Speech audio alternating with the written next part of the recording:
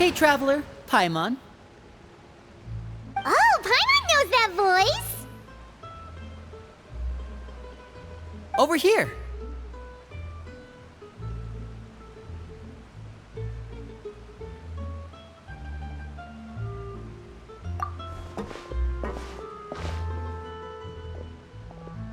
To borrow one of the more popular turns of phrase at the moment, this appears to be quite the fated reunion. Running into you two out of the blue like this has really made my day. I certainly wasn't expecting it. You can say that again. What brings you to Poisson? Wait, Paimon's got it! You must be here for one of your magic shows, right? Actually, we've run into a bit of trouble on the home front, so Father arranged for us to stay in Poisson for the time being. Oh, are Lynette and Freminet here too? Yep, along with most of the other members of the House of the Hearth. You may have noticed Poisson seems a bit more crowded than usual. So you're saying nearly the entire organization has moved to Poisson? Sounds like you've run into way more than just a bit of trouble. What's really going on? Well... Since the two of you are so curious, perhaps I can fill in the gaps. You scared Paimon half to death! Father, you're here. You know... on second thought, maybe we don't need to know? It's all probably super confidential House of the Hearth stuff, right? We totally weren't trying to pry or anything. No need to be nervous. I could sense your genuine concern from your conversation just now. Of course, I can also understand your confusion. Sending so many Fatui here to Poisson, it's only natural that some might suspect an ulterior motive to be involved.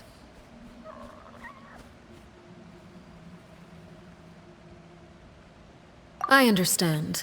I'm well aware you've had your fair share of confrontations with the Fatui in the past, and I can't exactly guarantee that we'll remain on good terms in the future. As for right now, however, I would say we have little reason to be at odds, wouldn't you agree? The House of the Hearth could stand to be more open with those who have worked so closely with us in the past. As for the issue at hand, well, it hardly relates to any ulterior motive. To be frank, it all stems from a certain rumor circulating around the House of the Hearth. It's an internal matter. What sort of rumor? A rumor that a certain phantom child is hiding away in the House of the Hearth.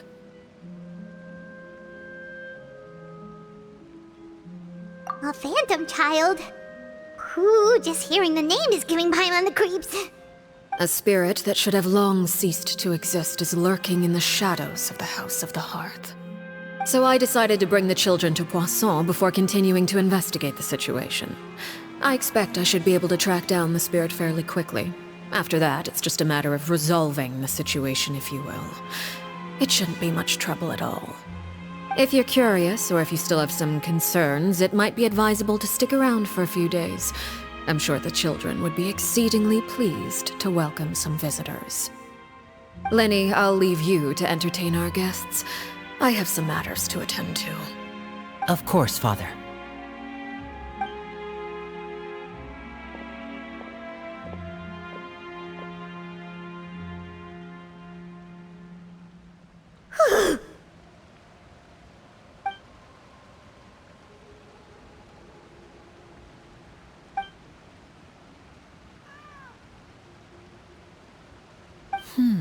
It has long been a dream of mine to invite you to our home and introduce you to my other siblings.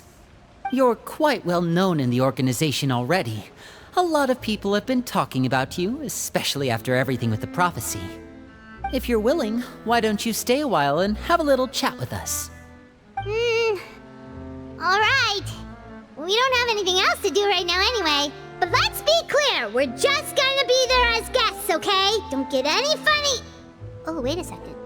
For your guests, that probably means we'll be treated to lots of yummy food, right? Of course. During our stay in Poisson, we've been helping out the locals with some fishing. We bring in quite the bounty every day.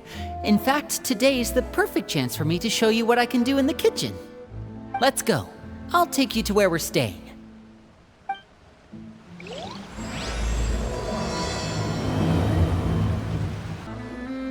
We rented this house from one of the locals to use as a temporary base. I'll come back later and tidy up a bit. After that, it should be all ready for you to stay in tonight. Awesome, thanks! So, where are we off to now? Well, when I happened to run into you two earlier, I was actually in the middle of distributing some supplies. With this many people staying in Poisson, we have to bring in outside supplies every now and then. I should probably make sure the rest of these provisions get delivered, otherwise people might start to get antsy. Okay, we'll come with! There are all sorts of rumors about your organization floating around out there. Paimon's not sure if she could even take a wild guess as to what's true and what's not. But now that we finally have the chance to see a day in the life of the house, we can take a good look at how you operate! Well, you're more than welcome to come along. Just follow me.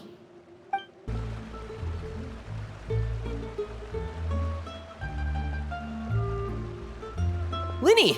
We're finally here. The supplies. I'm assuming you've... Brought them with me? Yep, here you go. Hello? Something caught your eye? It's the Traveler and Paimon! No way! Come here, everyone! Hurry! The Traveler and Paimon are here!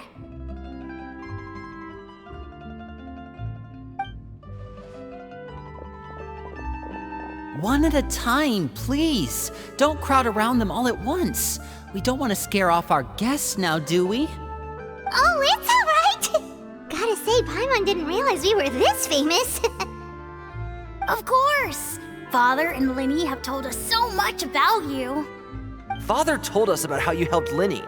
According to her, you're a trustworthy friend. And as far as she's concerned, that's pretty much the highest compliment we've ever heard her give. As you can imagine, everyone's been very curious about you. I heard the Traveler is so strong that she can move a mountain with her bare hands. I heard Paimon eats so much that she can clean out the entire pantry at Hotel de Boer in just 3 days! Wait a second! That's the rumor you heard about Paimon? Oh, not cool at all!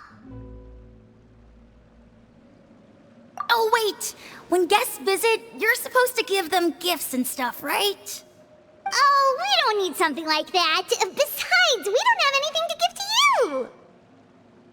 Come on, we insist! I can give you some of my new potions. Just pick your poison. And by that, I mean medicine or actual poison. I've got both. Huh? Or maybe Shaplo can teach you guys about stealth! He's super good at it! He's never been caught! Ah, now that's not a bad idea. I know you usually prefer to fight head-on, but it never hurts to expand your bag of tricks, right? When it comes to eliminating your enemies, staying quiet can go a long way. Trust me, I would know. I was poisoned not too long ago, and I'm still dealing with the after effects. So I'm not quite as good as I was before, but I can still give you some pointers. Wait, when you said gifts, Paimon didn't think you meant poison and stealth tactics. But those are the best things we can give you. You don't like them? Ooh, how about this? Tell me the name of someone who really annoys you, and we'll teach him a lesson for you. All right, Fold, Selwar. I think that's enough suggestions for now. When it comes to being a good host, it's the thought that counts. You don't need a physical gift to make our guests happy. In fact, pestering them with suggestion after suggestion might make them more annoyed than anything. I would say your enthusiasm has certainly gotten across. Really?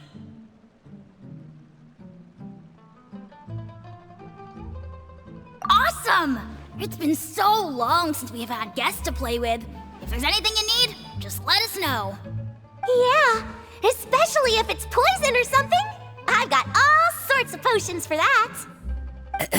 Well, we'll talk to you all later. We've still got supplies to distribute. All right, see you later.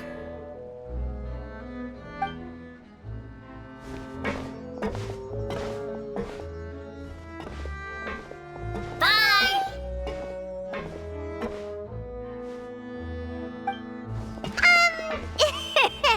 Lyney. About all that poison and stealth tactics talk just now. Scared you, did it? That kind of talk comes with being part of the House of the Hearth. When Foltz was really young, he strangled all of his family pets, just out of curiosity. He was labeled a dangerous problem child and was abandoned by his family. Elwar has an unnatural obsession with potions. Father has forbidden her from trying all the different concoctions she comes up with, but she still tries to test them in secret. You really have to keep an eye on that one. Chaplot is around my age. While I'm mainly responsible for collecting intelligence, he handles surveillance. He's very passionate about his work and has no reservations about taking on some very difficult missions.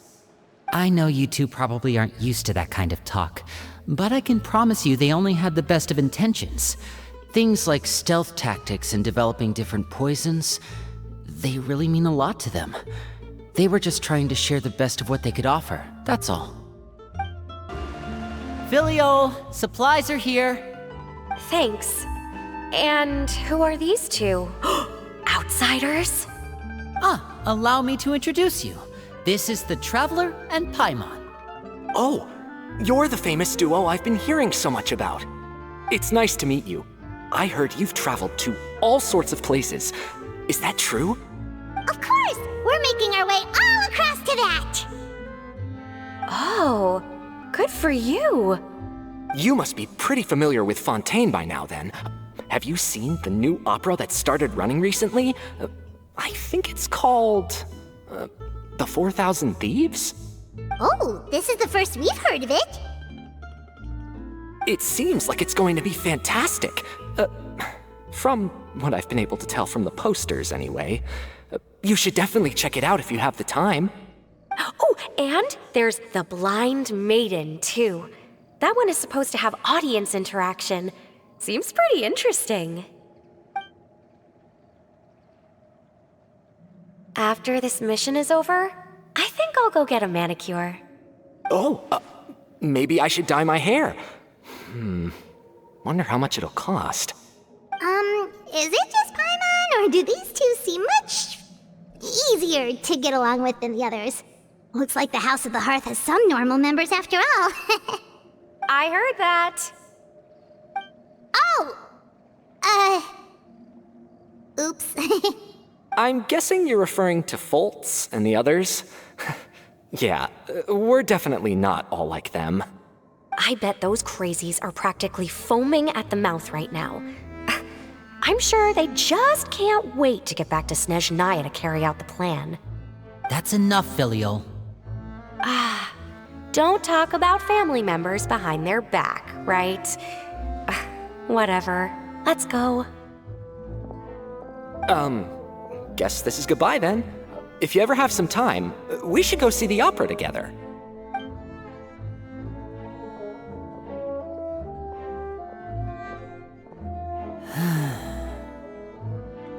Well, that's it for the supplies. We should probably head back as well.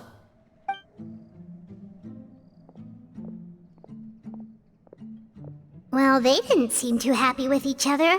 Seems like there could be something more going on here.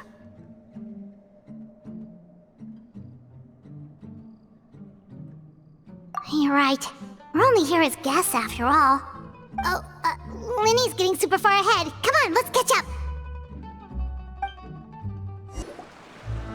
So, what do you think of the members you've met so far?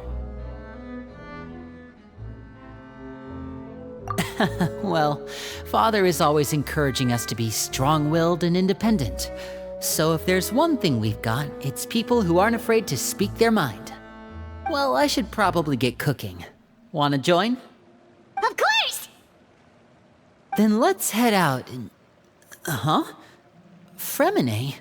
What are you doing here? Freminet, nice to see you again! You too.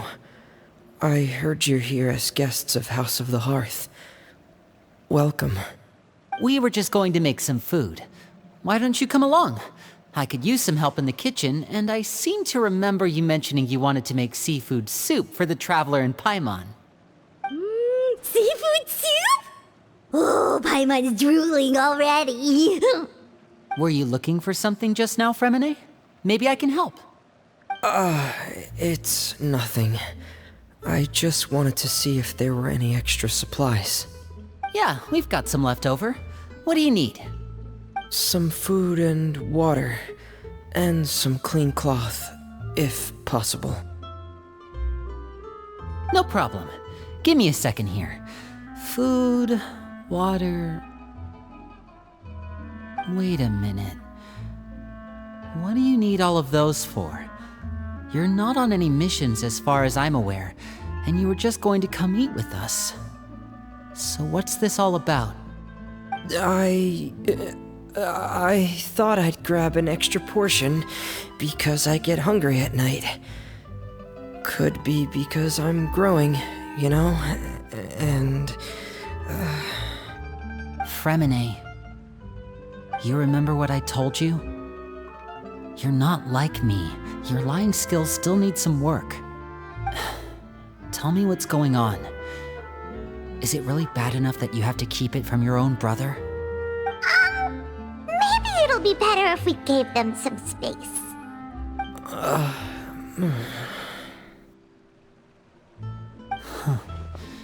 This is the first time I've seen that kind of look on your face. Whatever happened, does it have something to do with Father? Yes. Just follow me. You're back! Oh, and you've brought some friends with you this time. Hello, my name's Lyney. I grew up in the House of the Hearth. And you are? Hi, Lyney. I'm also a child of the House of the Hearth, just like you. You can call me Clervie. Clervie? It's nice to meet you. Does that name ring any bells, Lyney? No, not at all. That's not a name we have on our roster, I'm sure of it. What I'm not sure of, though, is how she managed to sneak in. She must be the phantom child Father's been searching for. From the looks of it, I'm guessing you were the one that found her, Freminet. You, haven't told Father, have you? No, I haven't told anyone. I've just been keeping her hidden. For how long? About half a month now. So ever since we got to Poisson, then. Do you have any idea what you're doing? I know what I'm doing. Really? 'Cause from where I'm standing, it looks like you're hiding the very person Father has been trying to find. If Father finds out about this, everyone involved is going to be punished. You know the rules of the house, Freminet. I know you do. Father doesn't tolerate any form of betrayal. So why are you doing this? I've thought it through. And I just can't hand her over like that. Lyney, don't you remember last year? Chapleau nearly died after getting poisoned during that one mission. He wasn't able to get back before the poison started taking effect, and not a single person was there to help him. That night, while I was sleeping, I heard a voice telling me to go save him. I opened my eyes, but I couldn't find the source of the voice. I thought maybe I was just hearing things, but I went to look for him anyway. Luckily, I got there with enough time to save his life. That feeling of being haunted, of hearing voices, it's happened many times in the House of the Hearth. I'm sure you've noticed. So what you're saying is, that was her? She was the one who spoke to you that night? Unless there are other spirits roaming around the House of the Hearth, I don't think there's any other possibility. If Clervie were our enemy, it wouldn't matter whether she was a spirit or an actual child. I would have acted without a second thought, because that's what Father ordered us to do. But she's been living with us, helping us from the shadows all this time. I think that makes her family. I couldn't just hand her over to be dealt with. Not when there's so much we still don't know. So what's your plan then? You can't keep her here forever. Someone is bound to find out eventually. I haven't thought that far yet. I don't want to disobey an order from Father, but I also don't want to put Clervie in danger. Come with me. There are a couple things I'd like to say to you in private.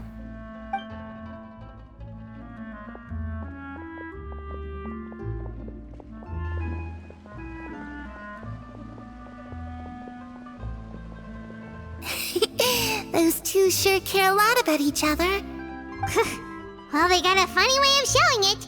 From where Paimon was floating, it sure seemed like they were about to bite each other's heads off. No way! They have a really deep bond. I could tell right away, because I also have a friend like that. I just don't know how long that kind of bond can last. The darkness in the house runs deeper than you can imagine. No one can get out alive. I'm sorry, Lyney. I really didn't mean to drag anyone else into this. Oh, really? You didn't mean to? 'Cause I, for one, wish you did. Huh? What do you mean? You know, when we were younger, you didn't call me Lyney. You called me brother, just like Lynette. We grew up together, the three of us. We were all orphans, all rescued by Father. Of all the siblings in the House of the Hearth, I think our bond was the closest. Later on, when you started calling me Lyney, I wasn't actually surprised. After all, Lynette and I are related by blood. We've had to depend on each other to survive long before we joined the house. Lyney, The darkest and most difficult moments of my life happened before you and I had ever met. I'm sure that's true for you as well. Even so, Freminet, we've stood by each other for all these years now, and to me, that means more than blood. You and Lynette are the most important people in my life. No one can replace you. So I won't let you face anything alone. Not if I can help it. Oh, looks like things are getting kinda heated between Lyney and Freminet. Maybe we should go check on them. Oh, it's raining. I should put my clothes away.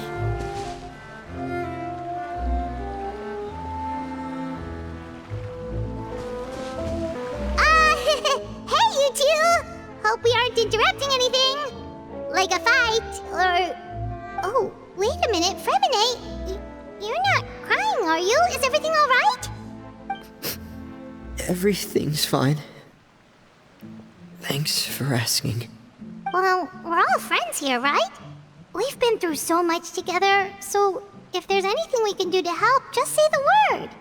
It's just a small family dispute. It's not something our guests should trouble themselves with. In fact, it might be better if your stay ended here.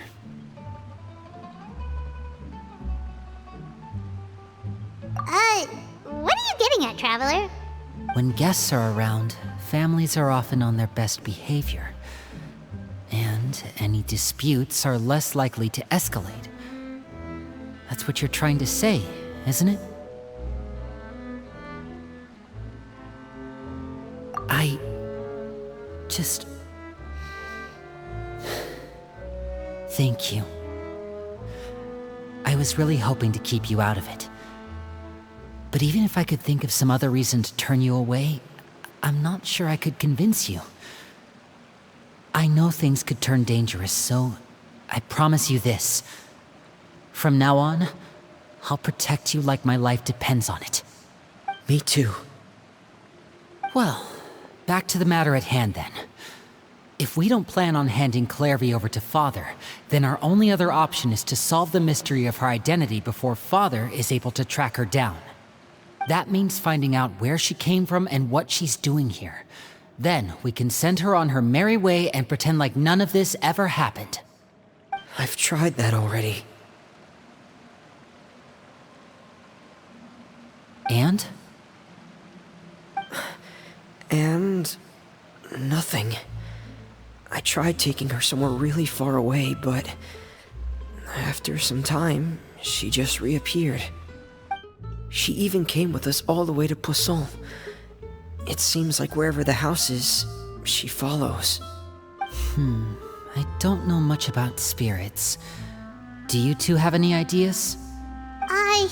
Let's see here. Paimon remembers hearing something like, if you fulfill a spirit's last wish before they died, they'll let go of whatever's keeping them here and return to the ley lines. Oh, it's just that Paimon doesn't really remember where she heard that, so it's not guaranteed to work or anything. Well, sounds like it's worth a shot. Guess that means we should go ask her about her wish. But first, Freminet, I need you to promise me something. What is it? I need you to promise me that this will stay between the two of us. We're the masterminds behind this whole thing. No one else gets involved. Can you do that for me? Of course. I promise. All right. Then let's seal the promise just like when we were kids. Fist bump on 3. Ready? 1, 2, 3. I swear.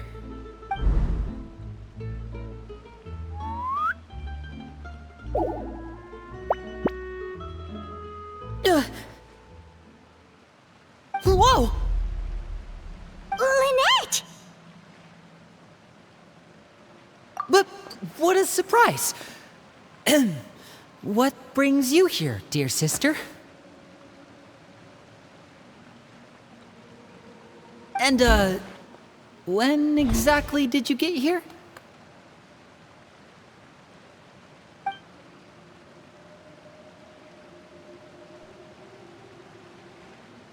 You're an idiot, brother. And you too, Freminet.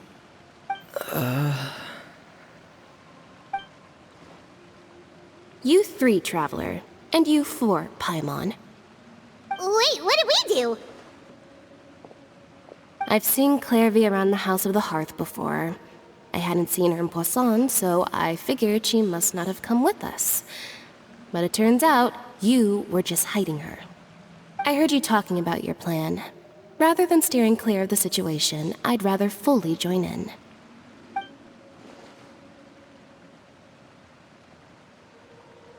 If you don't agree, I'll have no choice but to report everything back to Father. Simple as that. You're not giving us much wiggle room here, Lynette. Well, I guess we're all in this together then.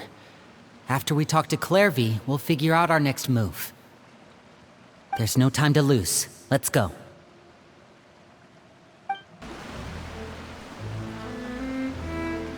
I'm full. Thank you for bringing me this food, you guys. She said she's full, but the food doesn't look like it's even been touched.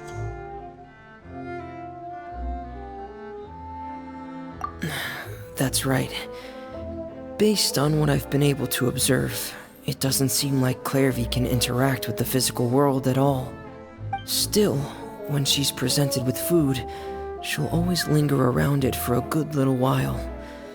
Maybe, in her mind, she really is eating those things. Does she know that she has already passed away? I've tried to ask her, but she didn't answer. My guess is that she's just as confused as we are.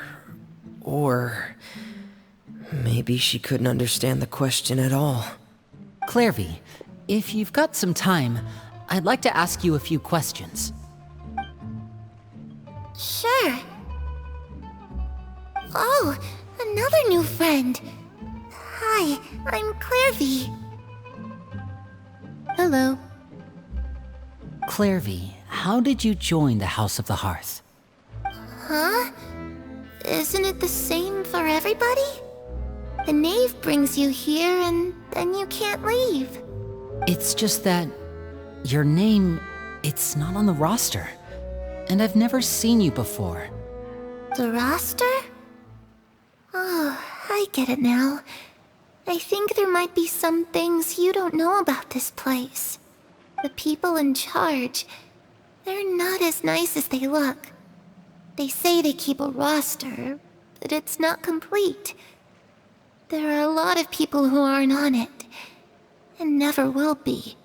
In this house, some people are family, and other people are just test subjects. Those kinds of people aren't ever going to get a place on the roster. Unless it's the roster of people who've been executed. Wait, does that mean the knave... She... Is there anyone that can vouch for you? Perrie. She's my best friend. She's the only one I trust in this place. Have either of you heard of that name before? No. Me neither. Clervie, Perrie. Neither of those names are on the roster. But it seems like she's telling the truth. Either that, or this kid's already got a bag of tricks bigger than mine. Maybe we should try a different approach. Clervie, do you have a wish? A wish? It can be anything you want. Just imagine. It's your birthday, you're blowing out the candles, and your wish is...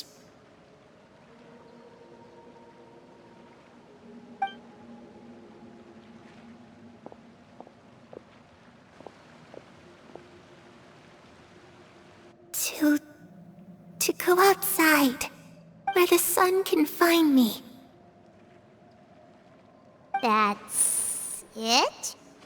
Well, that sounds easy enough. The darkness in the house runs deeper than you can imagine. No one can get out alive.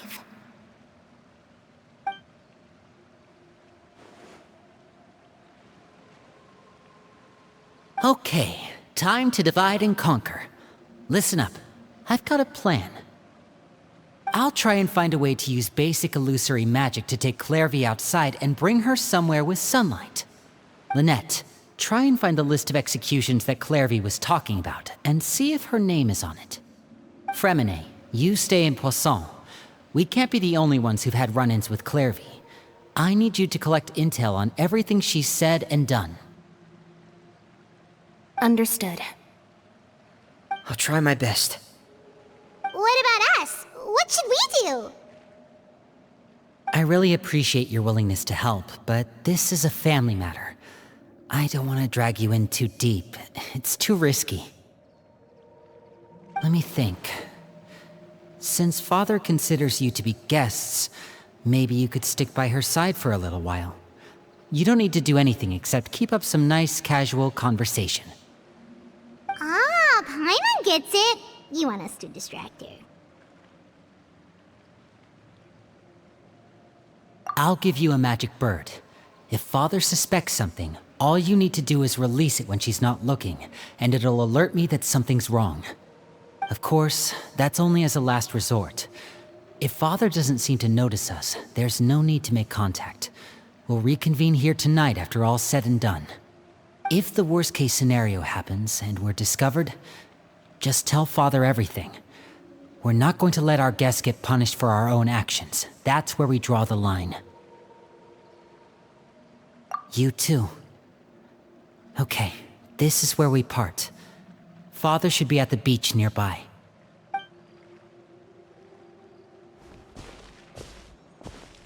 I really hope this goes well. No, it has to go well. That's the only way this can get resolved.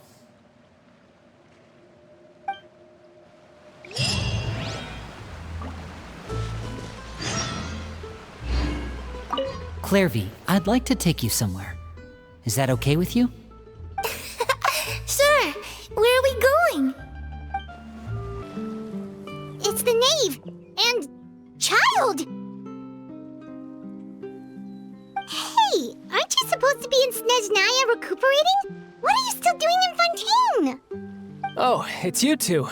I didn't expect to run into you here. I was unconscious for quite a while after the fight in the Primordial Sea. After I woke up, I realized I was being taken back to Snezhnaya, and well, I couldn't have that now, could I? Not when I've still got unfinished business here in Fontaine.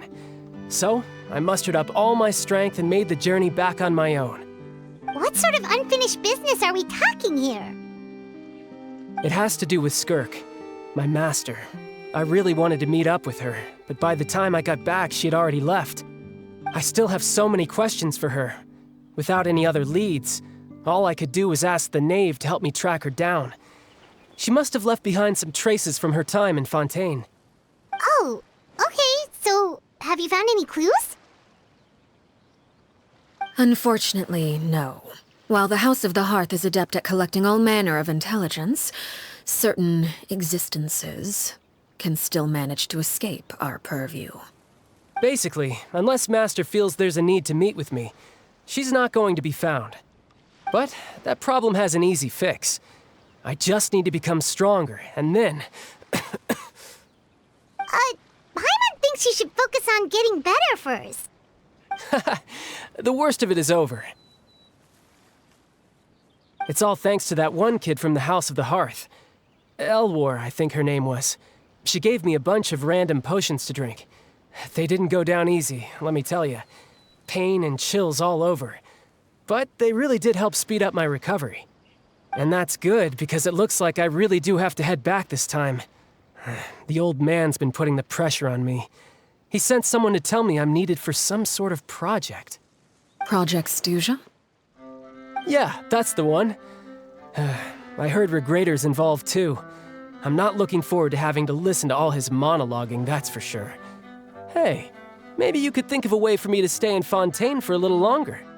Helping Lyney and the others brush up on their fighting skills would be far more interesting. If you and I could spar, that would be even better. I've been waiting for a chance to see you go all out. And what a sweet little daydream that is. But I also have a role to play in all this. I'll be leaving Fontaine shortly as well.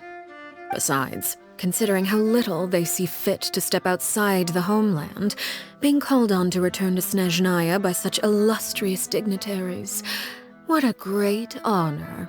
Wouldn't you agree? One I could do without, I'd say. Is it just Paimon? Or does it kind of seem like they're...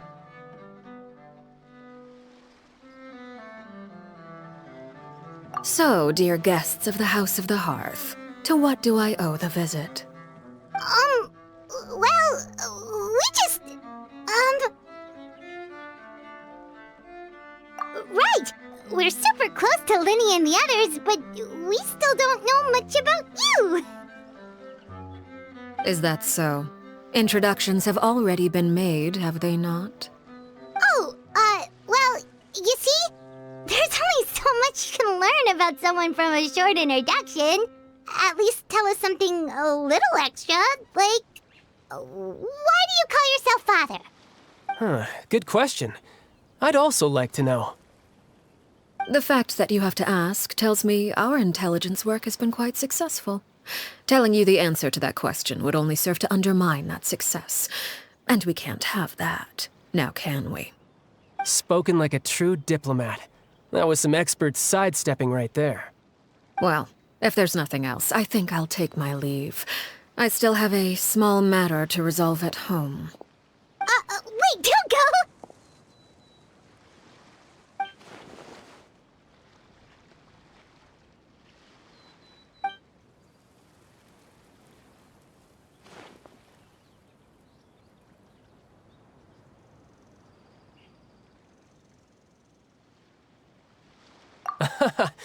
I'd also like to hear the answer to this. I've met some of the members of your organization, and they all seemed like really good kids. They actually reminded me of Tonya and Tusser. Which, by the way, if you ever betray them, I'm just letting you know, I won't let you off easy. And why would I betray them? Well, you've already betrayed the House of the Hearth once, haven't you? At least, that's what I heard.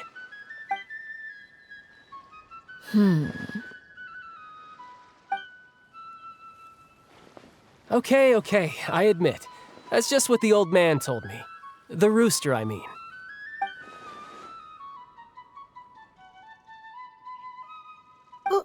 Wait, did you really do something bad to those kids? Never mind what I've done. I'm more curious as to what the mighty rooster had to say. Care to enlighten me? Well, nothing much. Just some stuff about you taking out many other members of the House of the Hearth, and even going so far to attack your own family. I see. Oh, based on your reaction, I'm guessing it's all a bunch of lies. Hardly. I don't appreciate his particular turns of phrase, but I suppose he didn't say anything untrue. Although, it would be more accurate to say that there is a certain level of prejudice involved, but I don't intend to clear that up just yet. Prejudice has a funny way of concealing the real truth behind certain things, an attribute that I find to be quite advantageous. Call yourself a Fontainian, for example, and people will assume all sorts of things, when the real truth is that this is simply the land where I was raised. Huh? You're not actually from Fontaine? But then why did you try to help out with the prophecy and everything? I was trying to protect the children born in Fontaine. Claiming that I myself was a Fontainian simply made it easier to operate. People would hardly suspect a fellow Fontainian of having any ulterior motives. Who wouldn't want to save their homeland after all? The primordial sea wouldn't have any effect on me, but it would have caused great harm to the House of the Hearth. Well, you wanted extra information, didn't you? There you go. I hope that satisfied your curiosity.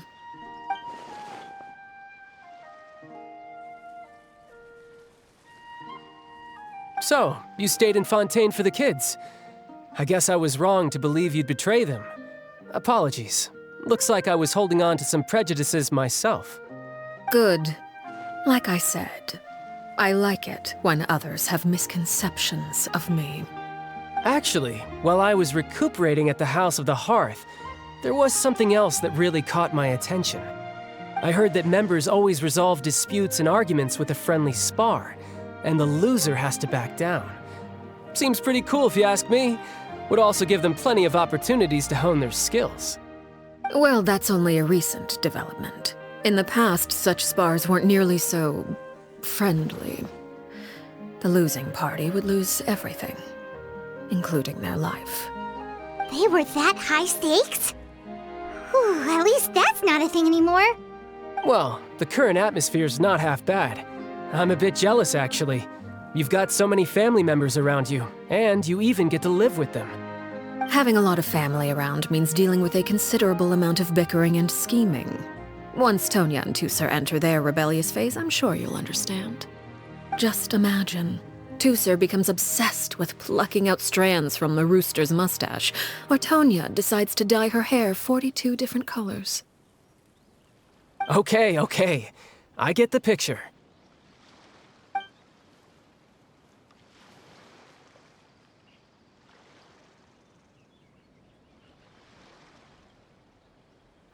Well, would you look at the time? I should probably get going. Traveler, Paimon, I'm not sure where our paths will cross next, but the next time we run into each other, we should definitely try and find some time to spar. Again, maybe this is a conversation we can have when you look less like you're gonna keel over. All right. Well, thanks for everything, Arlecchino. No thanks necessary. You also played a part in obtaining the Gnosis. I would say we can call ourselves even. I like the sound of that. Well, I'm off. See you all some other time. We should probably get going too. Do you want to head back with us? Oh? You want me to leave so soon? Oh, well, you see, I'm rather enjoying the evening breeze. If you don't mind, I think I'll stick around for a bit. I have some things to think about. Apologies for not attending to you like a proper host. Please forgive this slight. I do hope you'll have a pleasant stay. We managed to keep her distracted until nightfall. Good thing Childe was there to keep the conversation going. You don't think she suspected anything, do you? Oh, I wonder if Lyney ran into any issues.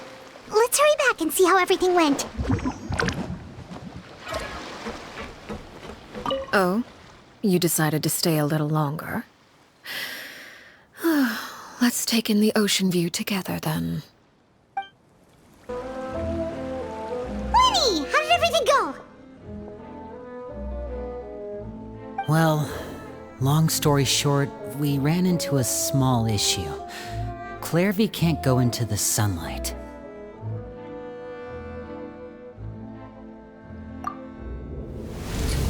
Everything was fine at first. She followed me up to the surface just like I told her.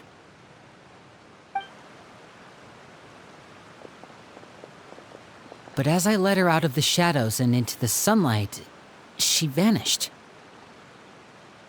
I turned around and there she was, standing at the edge of the shadows, silently watching me. Huh. Maybe she's afraid of sunlight, or... No, it wouldn't be her wish if that were the case. Well, we could always try pushing her into it.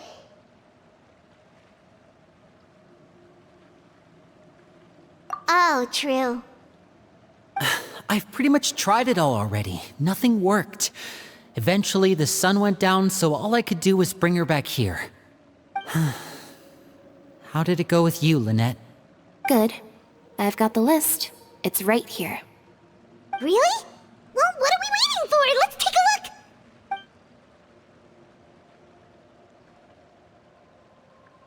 Oh, that's a lot of pages. Oh, it's gonna take forever to get through it all. We can each take a section. Here. La Pouillade, l'endroit, Chambel, Horaire.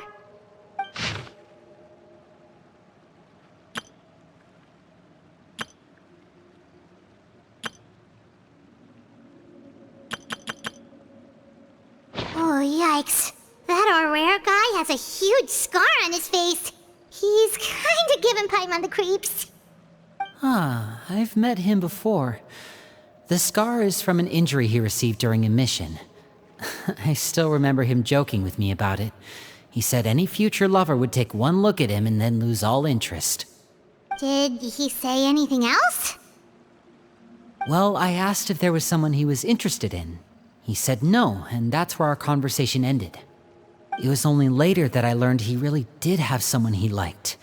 He risked everything to escape so he could be with her, but it didn't work. One day, Father asked to see him, and, well, I never saw him again after that. Wait, so that means the knave, It may seem cruel, but it's just one of the rules of the house. Betrayal is not to be taken lightly.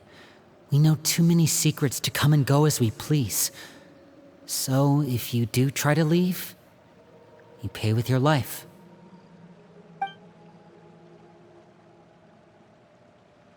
Her name's not here, huh? Well, that's not too surprising. It doesn't seem like this list is complete. It only contains records dating back around 5 years. Let's shift our attention then. Freminet, were you able to find anything out? Freminet. Sorry. I was thinking about something. I managed to talk to quite a few people, but I couldn't help but notice that the atmosphere in the house was a little... strange. Strange? Yeah, I mean, I know there have been arguments in the past, times when people haven't gotten along. Chapleau and Filial are a good example of that.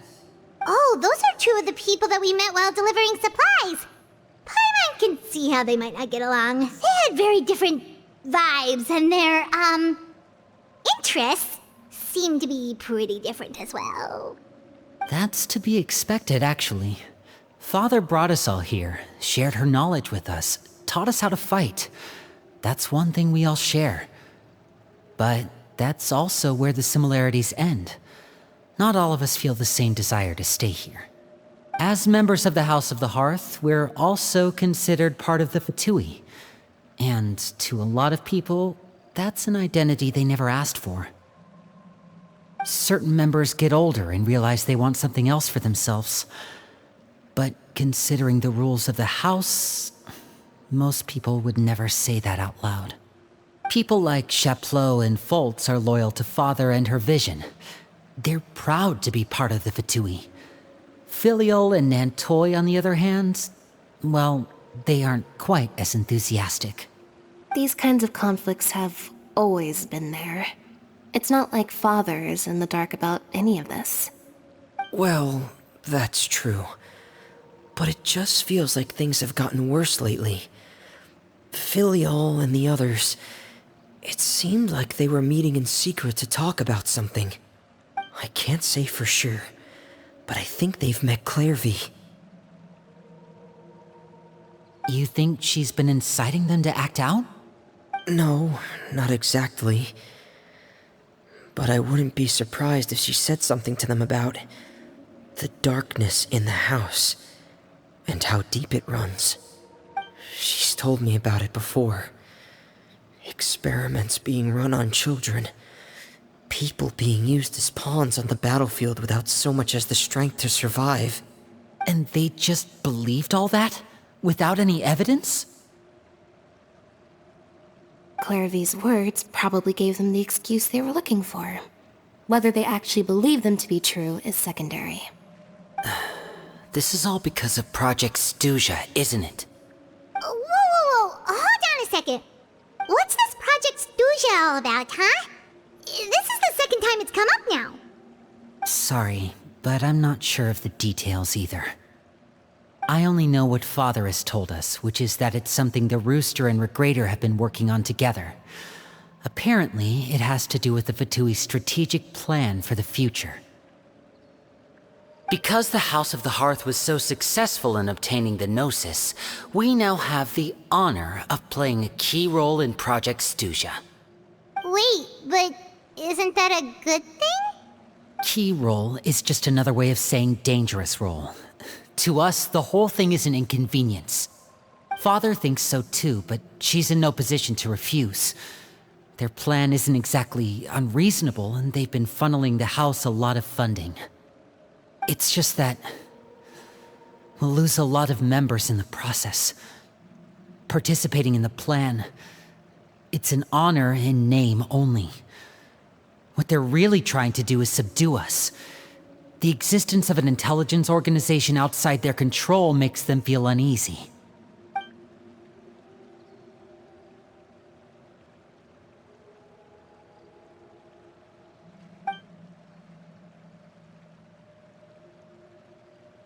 Okay, super complicated top secret Fatui business aside, what does all of this have to do with the conflicts you were talking about earlier? Paimon doesn't get the connection.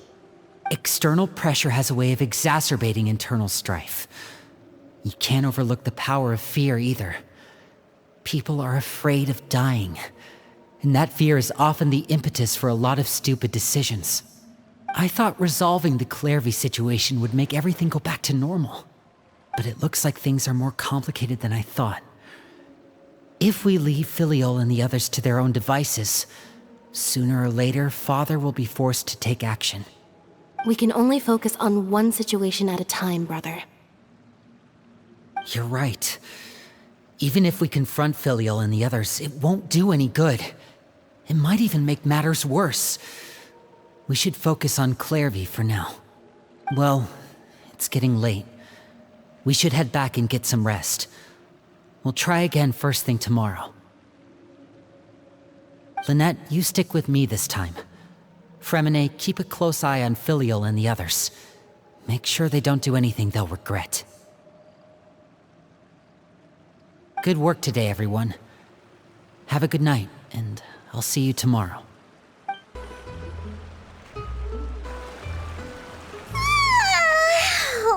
I'm always looking forward to an early night, but she can't sleep at all. Hey, you don't think the Knave will be too angry with Lyney and everyone if she finds out about all this, do you? She's even scary when she smiles. If she were to actually get angry... Ooh, you have to protect Paimon if that happens. happens, okay, Traveler?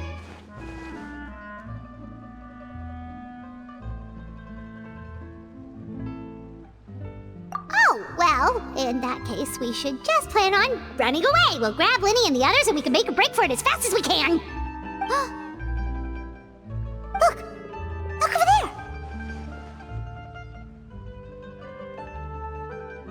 Quick! Let's catch up with her before anyone sees!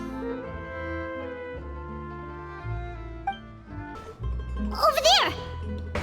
Oh, where is she going? Oh, if someone sees her, we're toast! Oh, look! She stopped!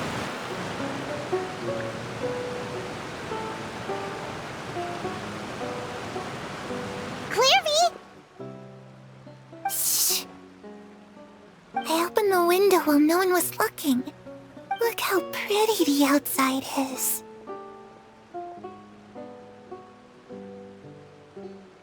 If only I could have more than this. You probably think I'm being silly, huh? All this hopeless resisting? It's better to dream of what I could have than try to make it a reality, right? Please, help us get on the same page here, Clervie. We need you to tell us what you know. Can you do that? Sure. Although, after you hear all this, I think you might regret that decision. Everyone in this family is nothing more than a tool, something to be used and exploited. We're all expendable, including me. As long as you're useful, you get to stick around. Lose your value, and you're handed over to the doctor, experimented on, and given a fate worse than death. I've seen it happen again and again, and I've had enough. You're saying the Knave did all that? It's just, that doesn't seem like something she would do. She's scary and all, but it seems like even she has lines she wouldn't cross. I knew you wouldn't believe me. Everyone thinks she's a good person. They all think of her like a real mother. Mother? But she doesn't deserve that title. She's disgraced it and tarnished it. And if I had things my way, I'd never see her again. If only Perrie were here, she'd understand. Perrie. There's that name again. Also, Paimon's getting a strange feeling. It almost feels like she's not really here with us. Paimon can't tell if she's actually talking to us or if she's mistaken us for someone else. Well, in any case, it seems like she really needs someone to talk to. We should keep her company for a little longer. She looks so young. But it seems like she's been through a lot. It's getting windy. I should close the window. Ooh, look at the moon. Isn't it pretty? Hey, wanna hear a secret? I heard that if you look up at the night sky in Snezhnaya, you can see the aurora. It's supposed to be super pretty. Even prettier than the moon tonight. Perrie and I promised each other that once we're older, we're gonna go see it together. But I can't find her. I'm worried she's also been... No, that wouldn't happen to her. She's special. Mother likes her a lot. I should really go talk to Mother, but we just fought. She doesn't want to see me, and I'm too scared to face her. What should I do?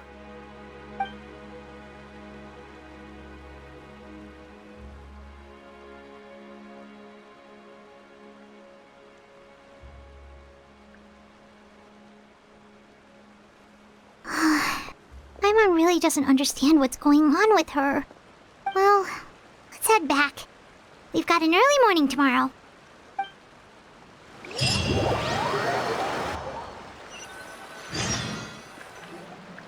All right, looks like we're all here. Let's go ahead with the plan.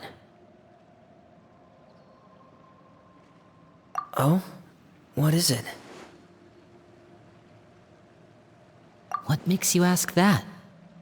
Well, we kinda ran into Clervie last night, and that's what she told us. We met the doctor back in Sumeru. He's super dangerous, and he's done all sorts of bad things. It's possible that Father and the Doctor have had certain dealings, but I don't think Father would work with him.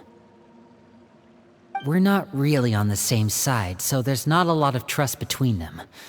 That doesn't exactly set the stage for a successful partnership. I did hear, though, that when Father first became a Harbinger, the Doctor offered to work with the House of the Hearth. Father rejected most of his proposals, except for one. It had to do with some sort of secret experiment. Secret experiment? Could that be what Clervie was talking about?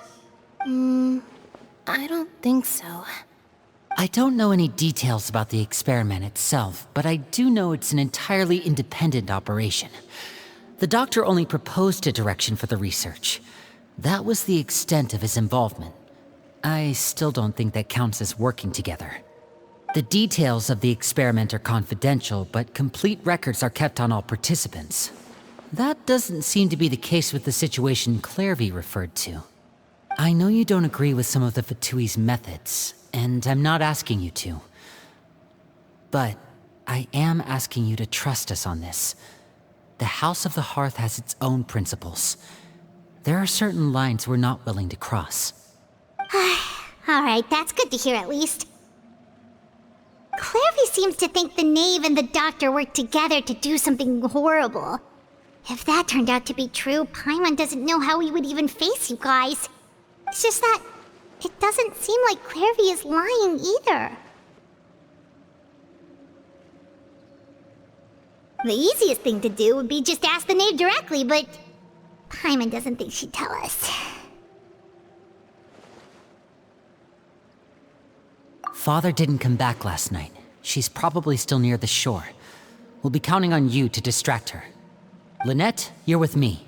Freminet, you know what to do. Be on your guard, everyone. All right, let's get to it.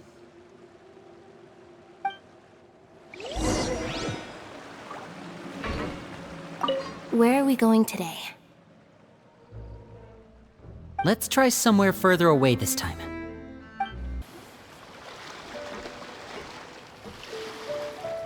Ah, it's you two again. I must say, you look a bit pale. Did you have trouble sleeping last night? A little. Perhaps if you had less on your mind, you'd be able to absolve yourself of such troubles. So what are you planning to do now? Catch up on some sleep? Or should I give you some time to rack your brain for a topic to discuss before I ask any questions? Although I must profess to being curious. Without Childe here, how do you plan on distracting me? Us? Distract you? A good one. But no, we were just here for a chat. Looks like you could have used some extra time to think. No matter. If you don't have any other plans, why don't you accompany me somewhere? Don't worry.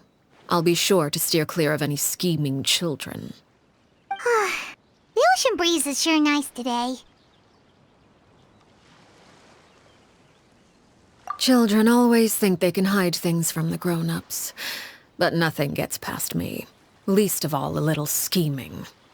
I think I'll let them have at it for a little longer. I can be very patient. Well, I'll leave you to think things over. If you're so inclined, meet me outside the Palais Mermonia. Good things come to children who do as they're told. So I do hope you decide to tag along. If only for your friends' sakes. What should we do? She clearly knows about everything we've been doing, and Paimon doesn't think it'd be a stretch to say she was threatening us just now.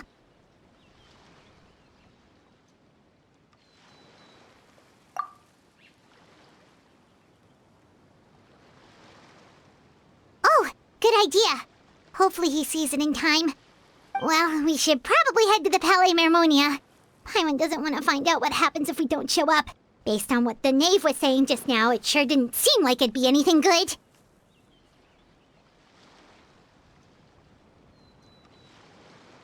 Okay, then we probably shouldn't keep her waiting. It seems like Lyney and the others are on thin ice, so let's do our best to not get them in any more trouble. Seeing as we still have some time before my meeting, we might as well enjoy some pleasant conversation while we wait. I'm glad to see you get along with my children. Being surrounded by good companions is necessary for a child's development. You're not planning on doing anything to them, are you? I assume you're referring to Lyney, Lynette, and Freminet. Although, there's that situation with Filial and Nentoy as well. It appears quite a few people have been acting out lately. No matter. I'm not one to discriminate. All those who betray the house meet the same fate. There are no exceptions. Does that mean you're going to kill them? Oh, are you here to beg for their lives? I'm sorry to disappoint, but the rules of the house change for no one. In my organization, everyone is responsible for their own actions. But don't you care about them at all? They really respect you. They even call you father. You must feel something for them. Any organization in which feelings come before principles is one destined for ruin. The House of the Hearth is hardly an exception. You could say our principles are more stringent than most. Perhaps I can offer you this consolation at least. As our guests, you two will not be held accountable along with them. I would imagine Lyney, Lynette, and Freminet will be able to keep their lives. As for Filial, Nentoy, and the others, I'm afraid there's little I can do. They can try to escape, but once you know our secrets, there's no getting out alive. But that's awful. You seem concerned. Out of consideration for my guests, I suppose I could turn a blind eye for a little longer. If Lyney and the others manage to dispose of Clervie in the meantime, all evidence of their wrongdoing will be lost. In that case, I could hardly punish them for something I couldn't prove. If their efforts are unsuccessful, on the other hand, all will be held accountable, and the punishment will be severe.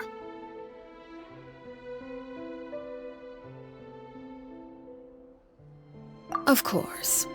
Oh, and here, I believe this belongs to you. Do try and keep better track of it next time. It takes a considerable amount of time to train a bird like this. It would be such a pity if you were to lose it. Permanently. Wait, where did you get that? Well, I'm afraid that's all the time we have to chat. Now, for the matter at hand. I asked you to meet me here because I have business at the Palais Mermonia. It has nothing to do with you, but I think it would be prudent for you to stick by my side for the time being. There will always be time later to run off and tell Lyney what you've learned. Well, time to go. Looks like we wrapped things up just in time.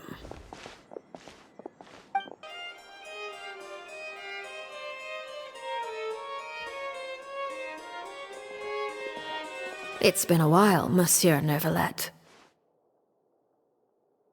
I must say, I wasn't expecting my meeting request to be approved quite so quickly. The Palais Mermonia operates with an efficiency worthy of admiration. It is only right that an esteemed diplomat such as yourself should be afforded the proper level of respect. Although, if I may speak plainly, I must confess that I did not anticipate we would have the occasion to meet again after presenting you with the Gnosis. I see you brought the Traveler and Paimon with you as well. If I may inquire as to the purpose of your visit. I'll be departing Fontaine shortly. There is, however, an outstanding matter that I would like to see resolved before I go. It requires a rather lengthy explanation, I'm afraid. So I took the liberty of explaining everything in this proposal. Please review it at your leisure, Monsieur Neuvillette.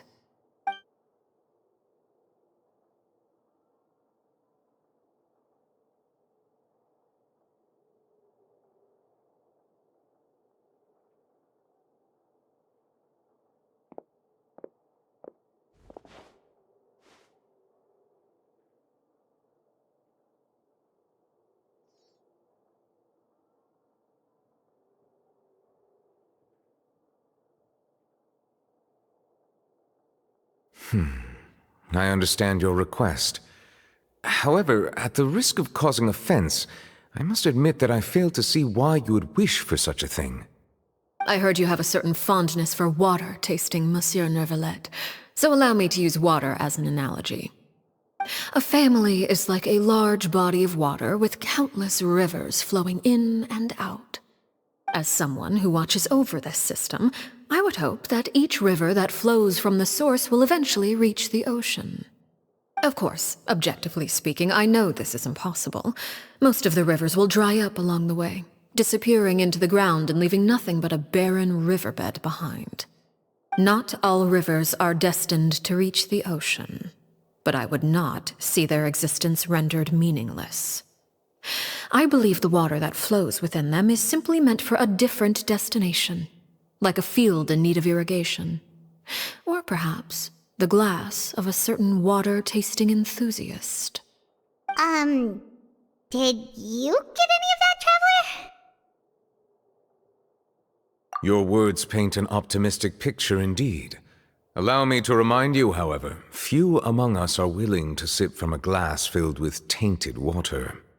It may have been tainted at one point in time, but not to worry. I'll make sure it's strained of all impurities and returned to its cleanest form.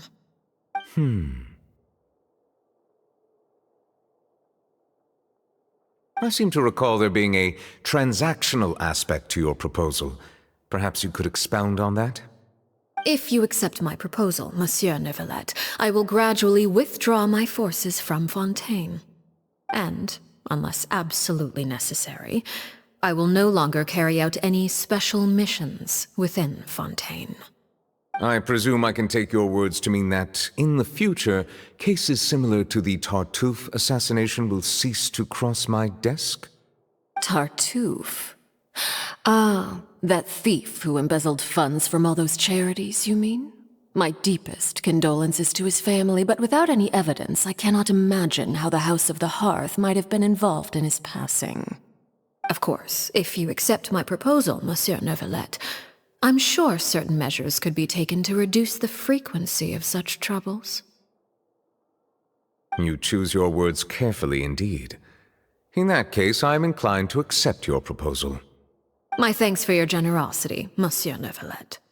Well, with that settled, we should be going now. I took the liberty of bringing along 2 bottles of spring water from Snezhnaya for you to enjoy.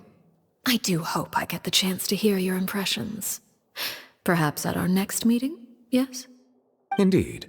I trust you would not overlook your commitment in the meantime. All right, Traveler Paimon. Time to go. I believe I've told you before that my emotions easily resonate with those of others. Yet in the few meetings I've had with that Harbinger, I haven't been able to sense any aspect of her emotional state. Her mind is like a still body of water. Who knows what darkness lies in its depths, and the lack of ripples on the surface gives nothing away. It's unclear whether this is her natural state of being, or whether it's an incredible strength of will that gives her the ability to master her emotions. Either scenario, however, suggests she is a very dangerous individual. I do not expect an explanation as to why you two are by her side. Whatever your reasoning, I would only advise you to take caution. So, what exactly were you talking about back there? Paimon only heard you mention some rivers, a large body of water, and then some kind of irrigation scheme. You really want to know? I would imagine there might be more pressing concerns at the moment. Lyney, Paimon really hopes everything's going okay.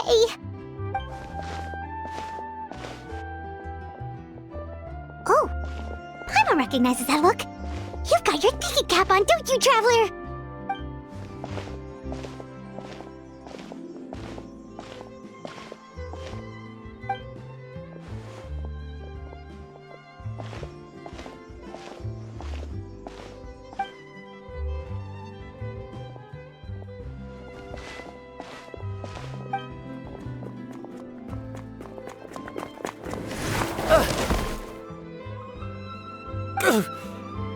Oh, shoot.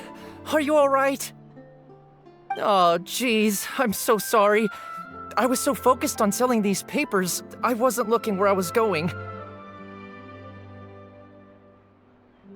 Well, let me make it up to you at least. Here, take this paper. On the house.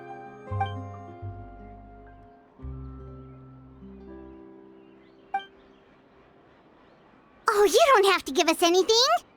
Please, I want to. It's not like I'm short on supply.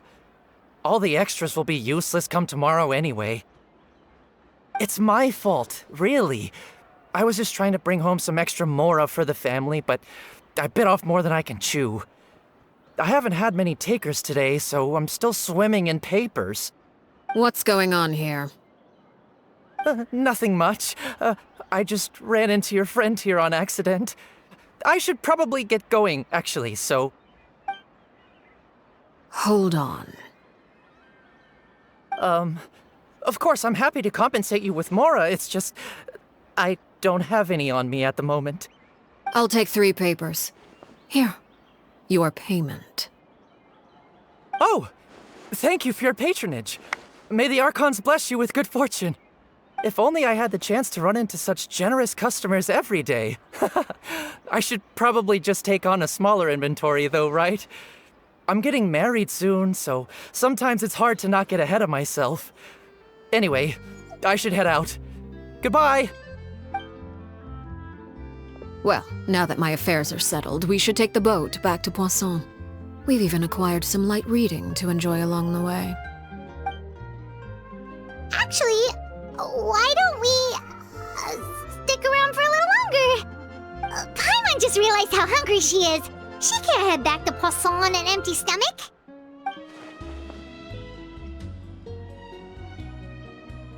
It appears you two are under the impression that delaying our return will somehow alter the situation in your favor. I'm sorry to ruin your fantasy, but your efforts are meaningless. That being said, I could be persuaded to give Lyney some extra time. I just have one condition. If you agree to my request, I'll even answer some of your questions. You're quite curious about Clervie, are you not? And my relationship to her. Wait, why are you being so generous all of a sudden? You're not gonna ask us to do something bad, are you? You overestimate yourself. You don't have the talent for bad things. Then what can you possibly... The most important consideration in a negotiation is that both sides receive something they want. Demands and threats only get you so far. Wonderful. Here it is. When the time comes, make the choice that you deem most appropriate in the situation, and lend your help to the House of the Hearth. Okay, sounds normal enough. But what do you mean, when the time comes? When is that supposed to be? That is for you to decide.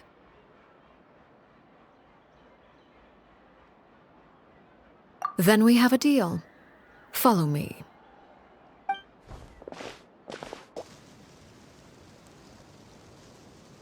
What is this place? Somewhere long forgotten by everyone. It used to be a grand building. Now it's nothing more than a pile of rubble.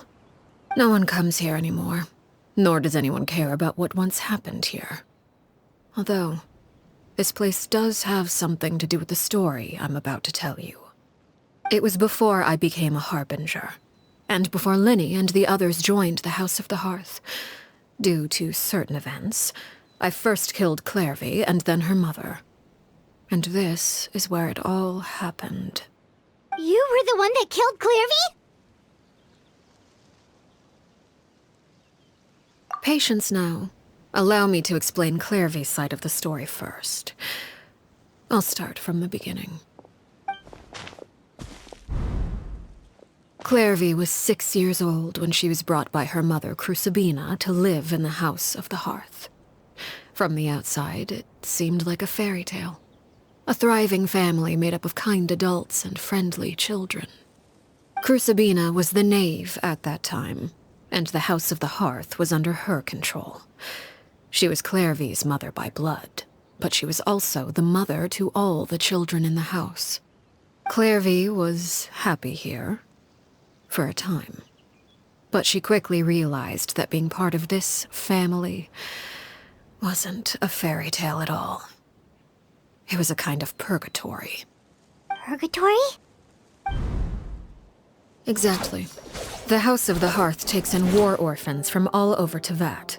But as for how to raise them, that depends entirely on the person in charge.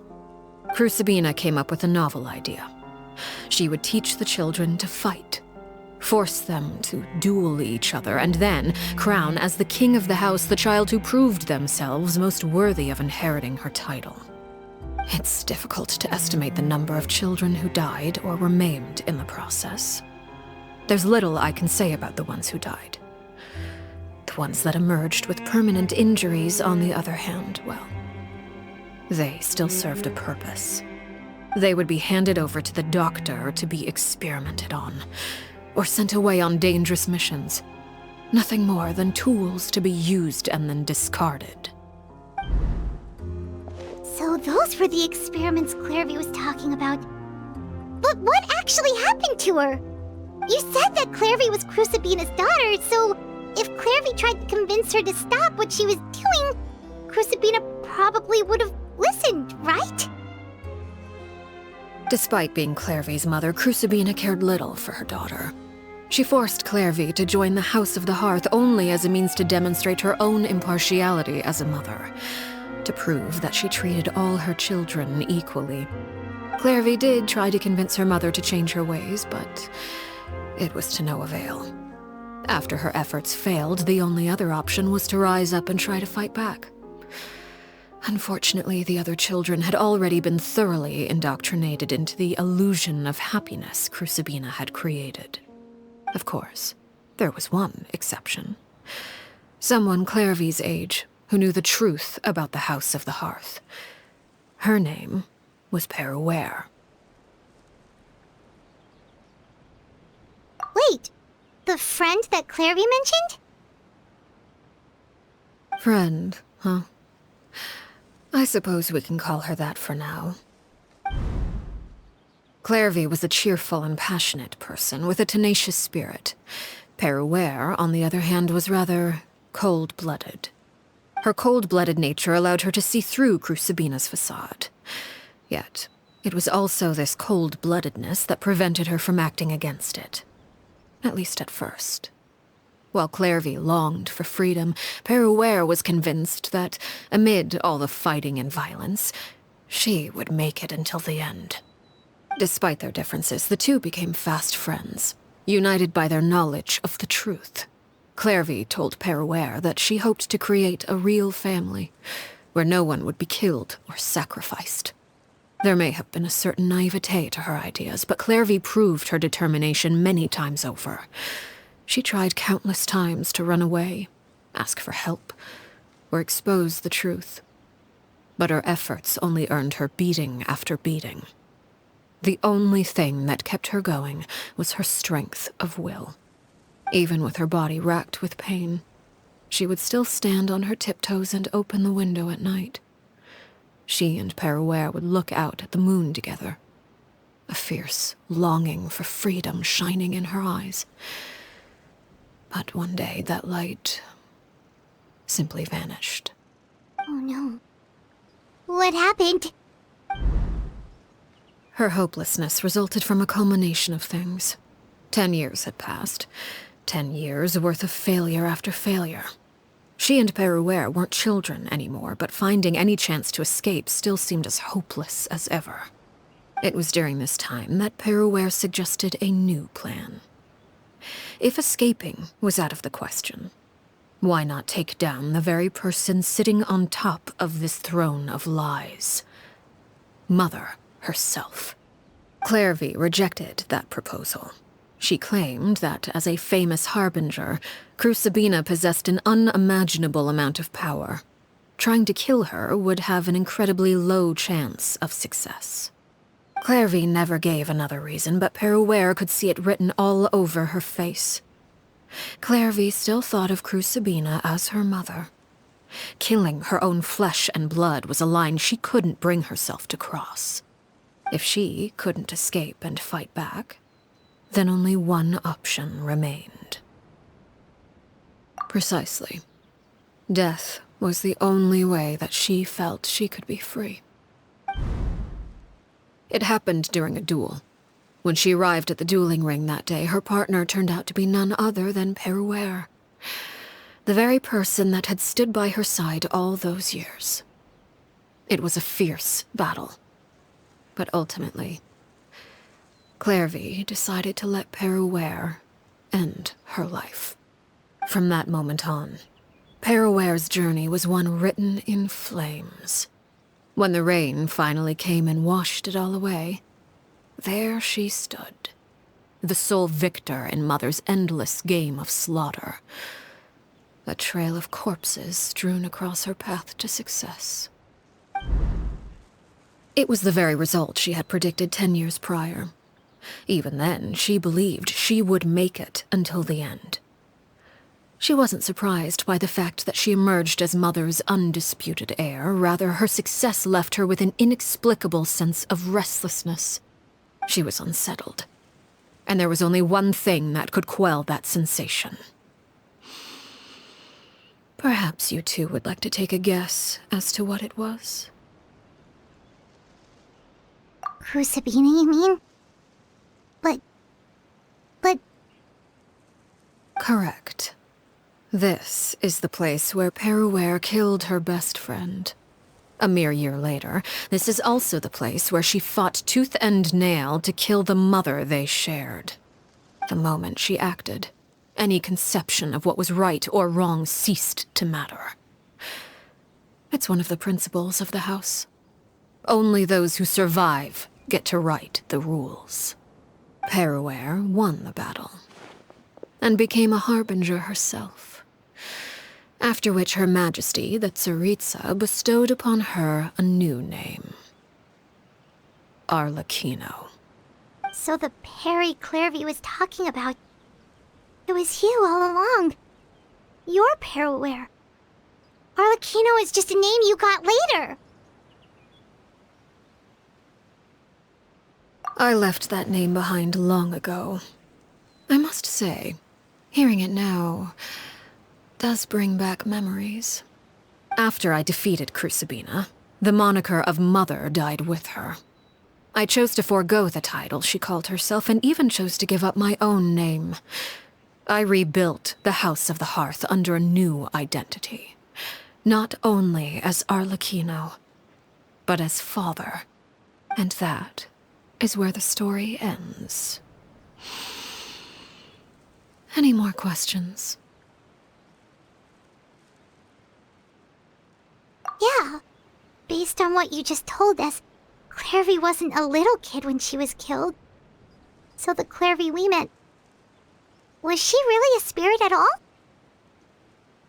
I suppose you could call her an illusion born of flame. Her existence is like ashes to a fire. Something left over in the wake of blaze and ruin. You see, a certain power runs through my veins. It's not unlike a curse. My flames leave behind shadows of anything they consume. Of course, the chances of those shadows morphing into a sentient entity are exceedingly slim. Clervie is a very special case. Clervie died when she was 16 years old, but what emerged from the flames was her 6-year-old self. Her appearance wasn't the only thing affected. Most of her memories were lost to the blaze as well. Memory is a mysterious thing indeed. Losing a portion of your memories will alter your sense of self. Lose 10 years' worth, however, and it would be like living in the past. Like returning to a version of yourself that never grew up. No wonder Paimon got such a weird feeling when we were talking to her. Perhaps I should put it this way. Clervie is someone trapped in time. It may seem like she exists with us in the present, but she truly lives in the confines of her own past. So if all of that is true, then you must have known about Clervie for a long time. Indeed. She's a rather volatile and unstable entity. Sometimes she would look after the children. She's even saved some of their lives. But other times, she would hide from me and become obsessed with revealing the truth about the house to anyone who will listen. Shadows don't have the capacity to learn or grow. Any new information they encounter is quickly forgotten over time. Your attempts to expose Clervie to sunlight, they failed, yes? The reason is actually quite simple. In Clervie's mind, the house is impossible to escape, and it is this very perception that traps her there. But no matter. All I have to do is kill her again, and all will be resolved. I don't anticipate so much as a single speck of ash will be left behind this time. Wait! Paimon can understand why you might want her gone, but isn't there another way? So what if she's trapped in her 6-year-old self? She's still your friend! At least talk to her first! It's too late for that. She broke the rules, and now she must be punished. That goes for Filial and Nantoy as well. She's had quite the effect on them. I hope you understand the difference between Crucabena and myself lies in our formulation of the rules, not our policy for enforcing them. Upholding the rules without question is a trait we both share, because that is how a household should be run. Is this really what you want to do? Whatever could you mean?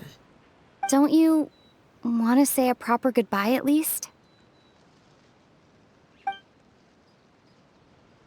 Whether as a killer or as a father, there are two things that must be avoided at all costs: anger and sorrow.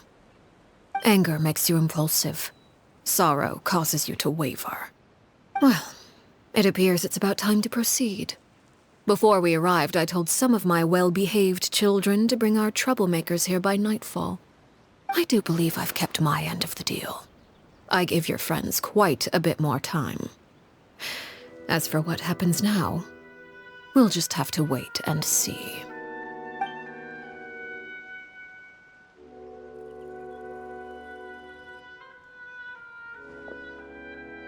Here they are, Father. You gonna execute him? Seeing something like that would actually be a first for me. Lyney! I'm sorry. I heard about how you helped buy us more time. But I still failed. I couldn't find a way to fulfill her wish. Huh? Are you... Perrie? Indeed, it's been a while, Clervie. Perrie! Shh, stay right there. I'm sorry to postpone our reunion, but first I believe certain scores need settling.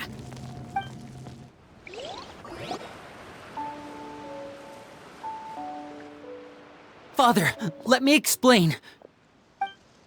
Out of my way. Father! You chose to conceal a threat to the house, and for that, you must be punished. Overall, however, I suppose your wrongdoing is hardly the most egregious of the bunch, so I'll deal with your punishments later. As for right now, the more pressing concerns are the traitors among us. By traitors? Do you mean us? Father, let me explain. We didn't mean to... Fultz, why don't you share what you heard? Yes, Father. Secret Midnight Meeting number 3. Participants, Filial, Nantoy, Sato, Toddy. Nantoy clearly said, if only Father wasn't the one who took us in. Sato added, I'm sick of this life. I just want to live as a normal person. Filial was the worst of them all. She called us crazies and said a bunch of mean things about Father. I did not! You're lying! Fultz is trying to frame us! It's not like I'm the only one who heard those things. After that, you and Toddy and a bunch of other people started talking about Clervie. You were using all those things Clervie brought up as an excuse to question Father. We're birds locked in a cage. The only way out is to destroy it. That's what you said, wasn't it? You little... You just want me gone, don't you? What did I ever do to you, huh? And you, Chapleau, have you forgotten who stood by your sickbed, watched over you, and changed your dressings? Come on, let's hear it then. What's your reason for all this?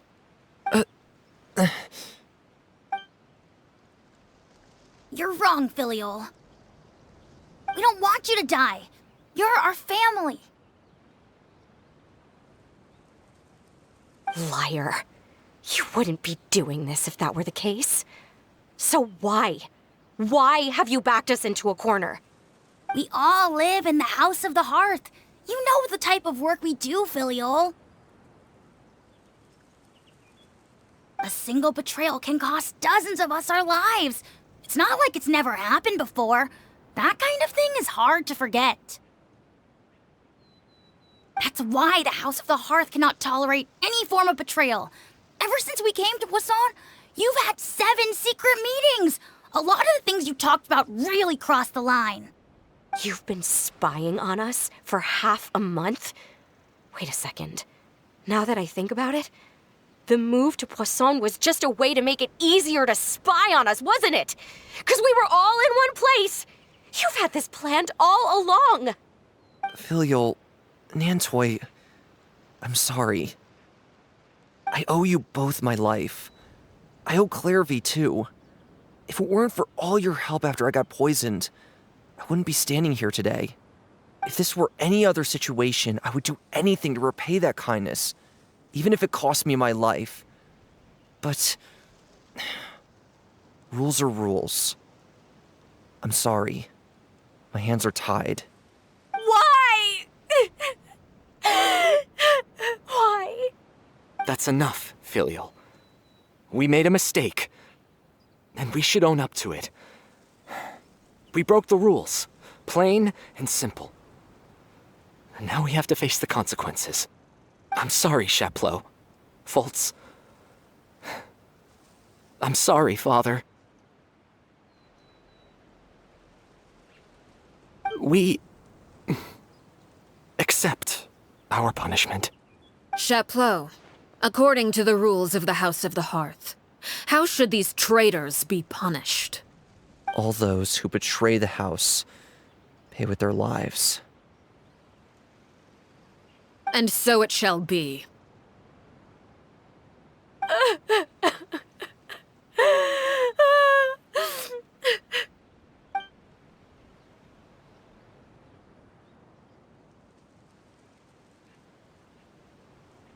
Father, please wait! Something you want to say, Lyney? Please reconsider, Father.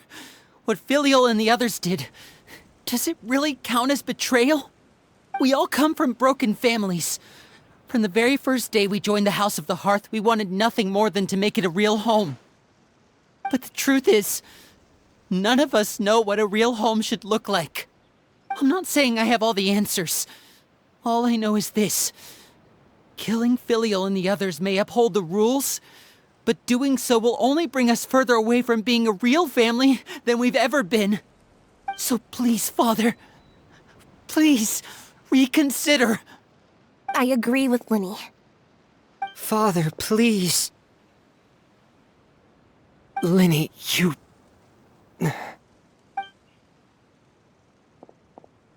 I also agree with Lyney.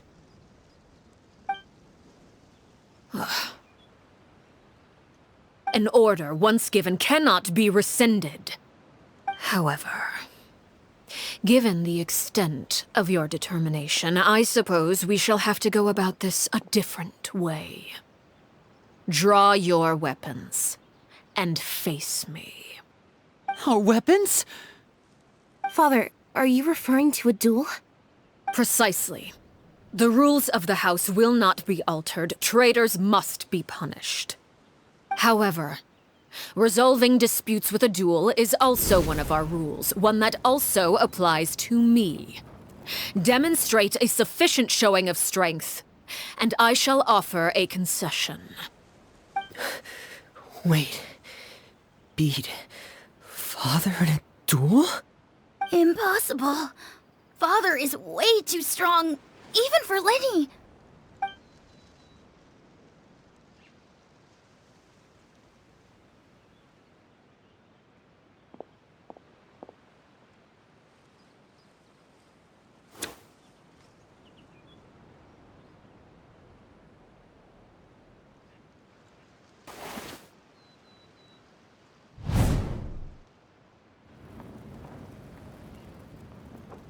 Did you hear that, Traveler? Lyney and the others have to duel the Knave. What should we do? Can they really win something like that? If they lose, those people from the house are really gonna be executed. Hey, are you listening?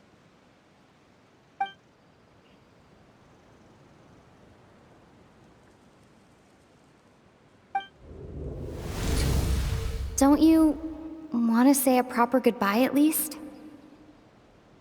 Anger makes you impulsive. Sorrow causes you to waver.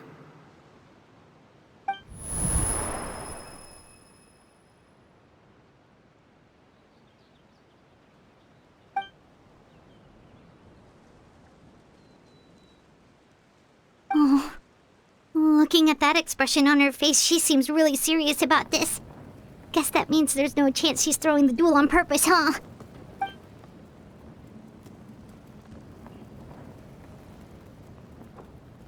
When guests are around, families are often on their best behavior. And any disputes are less likely to escalate. When the time comes, make the choice that you deem most appropriate in the situation, and lend your help to the House of the Hearth. What's wrong, Traveler? Hey, where are you going? Traveler?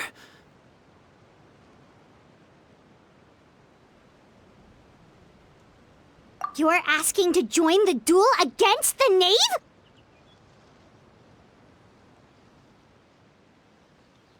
I'll allow it. We do have a ready-made dueling ring at our disposal, after all. All I would advise is this. Keep a firm grasp on your weapon, and give it your all. Any less, and you may just lose your life.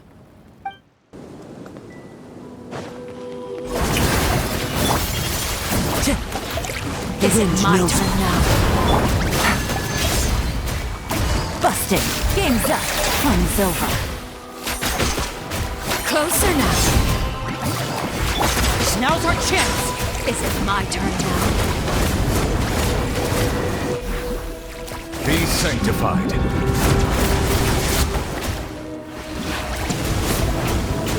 With the fall of darkness, destruction shall rise. Have a taste of courage.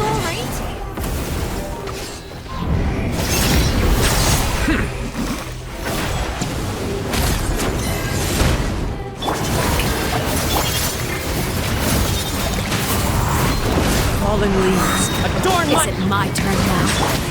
Quietly now. Getting here.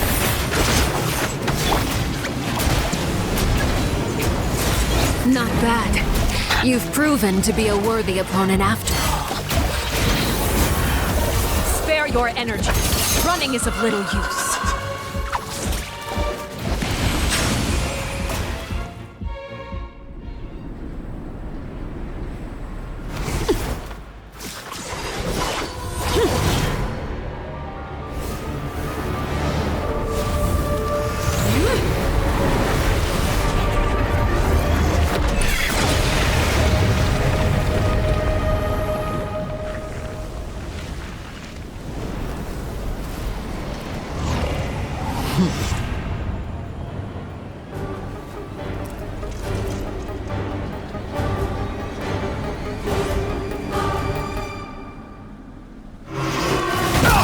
When the tide comes in. Who's next? Over here.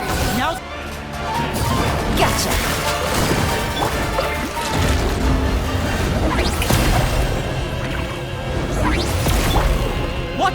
father's movements! Scout!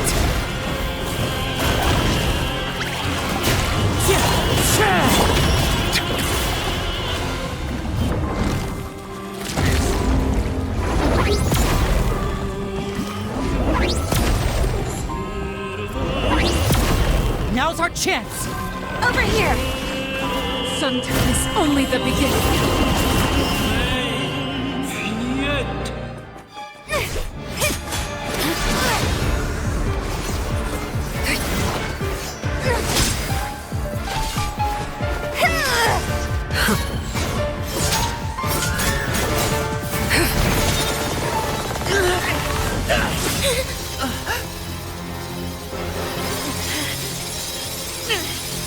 You should know better than to crowd in one place.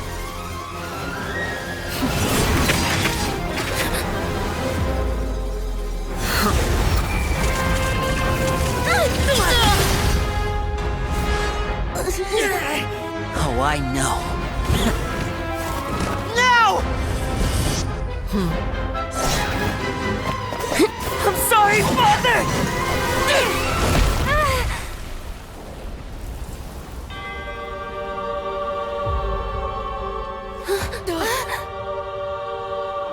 Sorry for what? This pitiful excuse for an attack.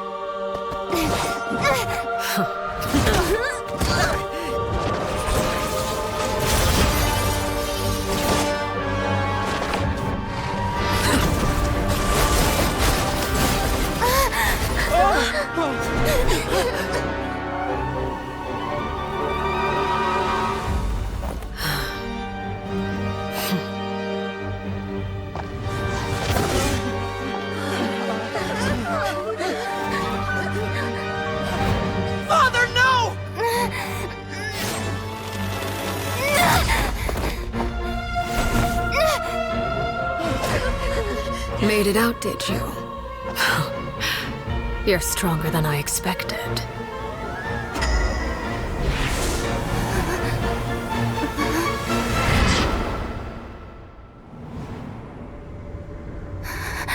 A crimson moon. I can't move.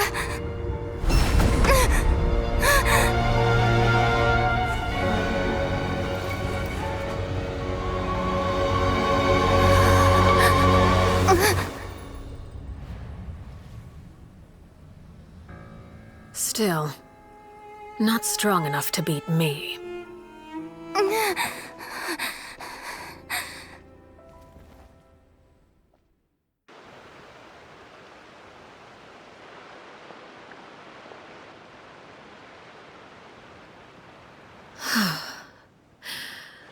I believe we can end things here. It's not often that we get to enjoy the company of guests, after all. We wouldn't want things to get too out of hand. Brother, are you all right?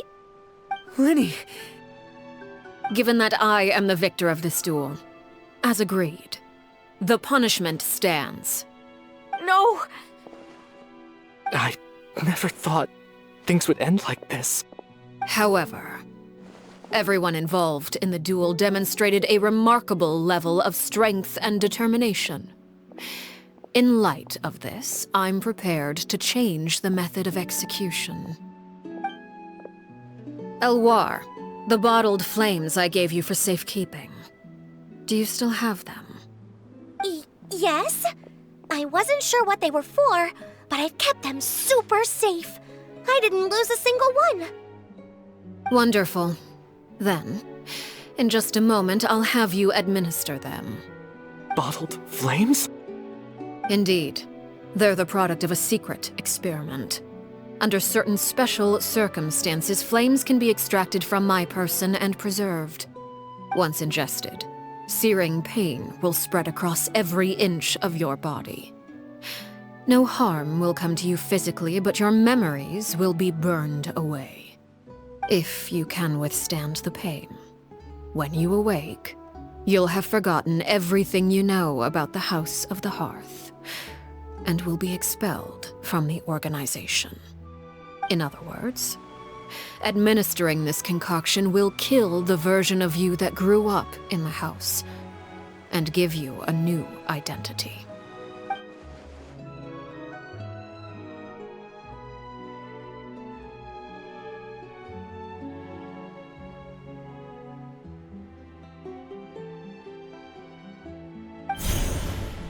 Memory is a mysterious thing indeed. Losing a portion of your memories will alter your sense of self.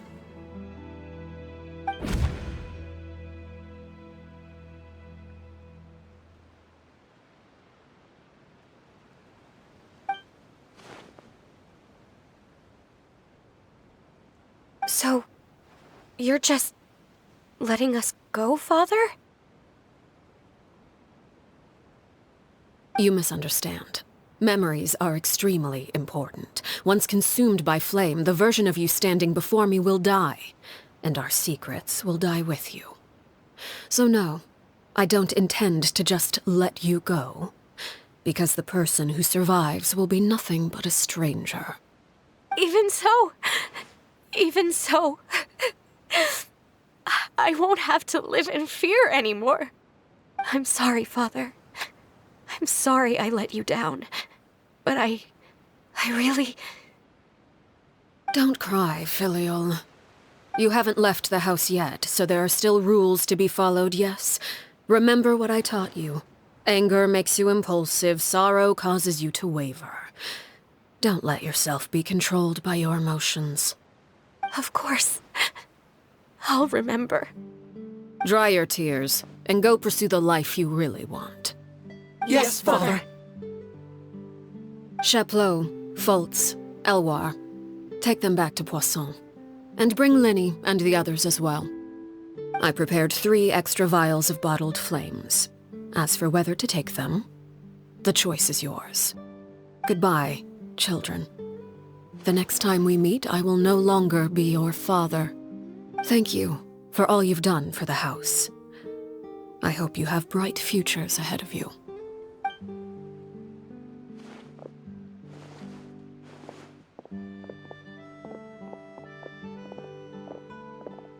Father.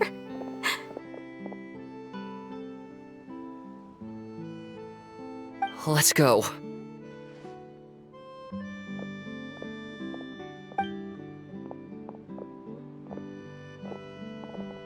Here, grab my arm, Lyney. I'll help you walk back. Thank you.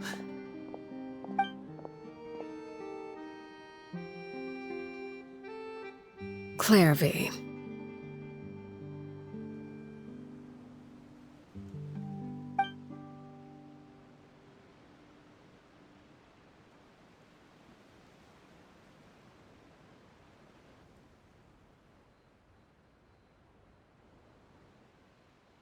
Can we talk now?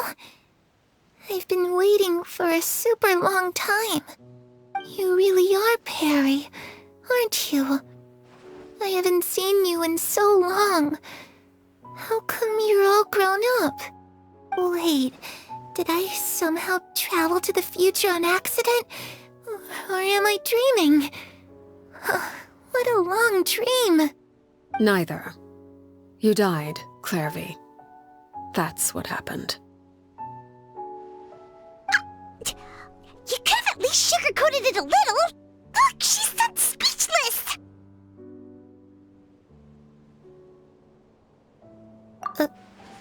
Oh. Okay then. Huh? That's it? You accepted it just like that? Yep. If that's what Perrie says happened, then I believe her. Perrie wouldn't lie to me. Plus, I don't really need to know why I'm like this. I'm more curious about what happens in the future. If you're a Harbinger now, Perrie, that means Mother is gone, isn't she? Can you tell me about it? I want to know what happened to her. And to me. You never stopped trying to defy fate. At first, no one believed you. You could only vent your frustrations to the moon.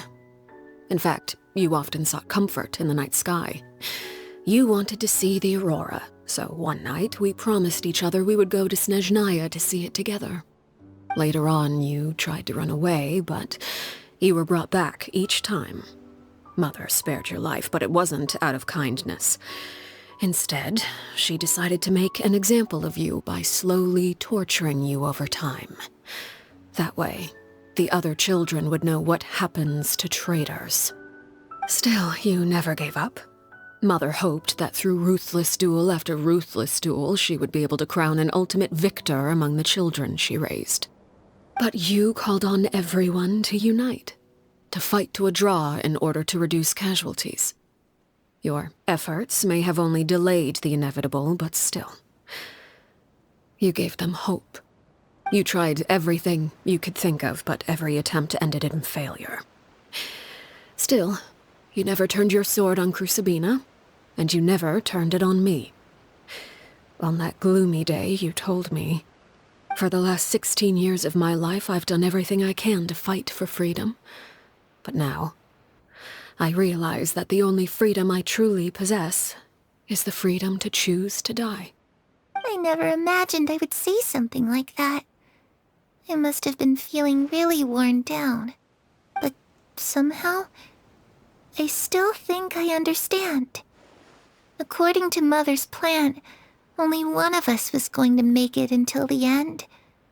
And I always hoped that person would be you. If I could do it all over again, I still don't think I would make a different choice. Even when I first met you, I knew you'd be able to do what I couldn't. Is that so? Even now, I'm not sure I truly understand what kind of freedom you were trying to pursue.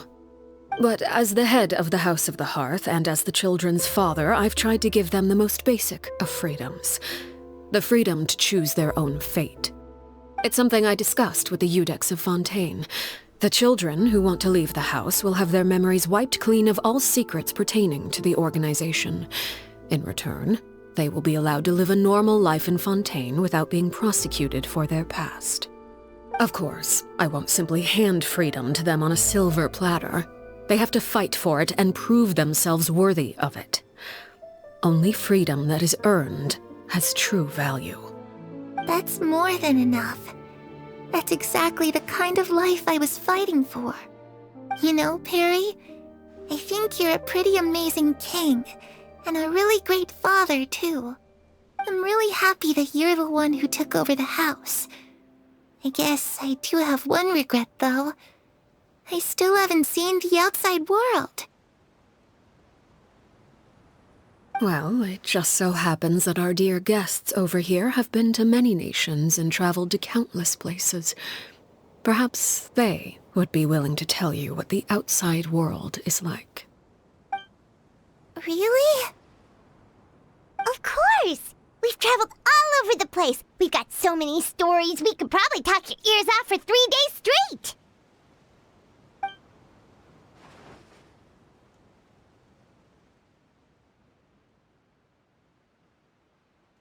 You know, I used to dream of being a bard.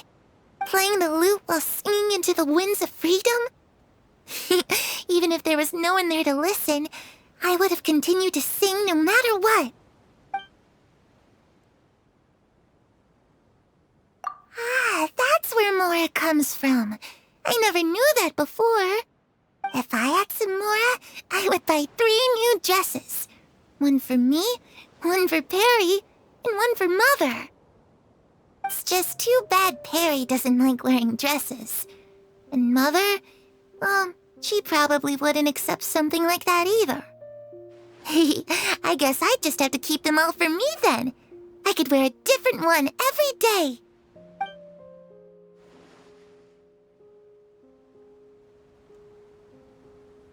Those yokai you mentioned, what do they look like? I once saw a drawing of this one guy with horns on his head and a super scary face. Are there any yokai like that? Oh, sounds like you're talking about an Oni. Yep, we've met one, and let Paimon tell you, they're not nearly as scary as they look.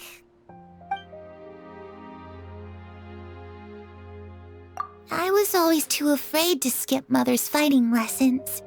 But at the academia, I bet you could do all sorts of secret things in class. Things that have nothing to do with studying. I'm just kidding. Being able to study whatever you want without having to fear for your life actually sounds pretty great.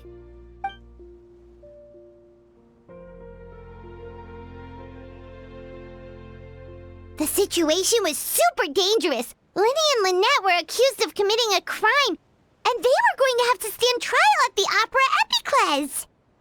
Oh no, that must have been hard for all of you. What happened next?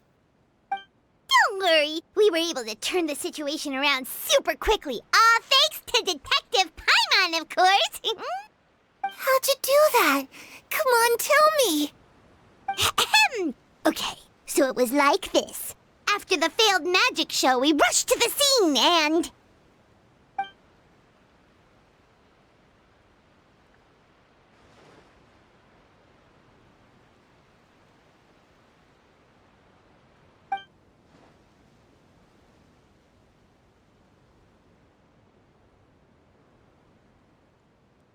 Shadows don't have the capacity to learn or grow. Any new information they encounter is quickly forgotten over time.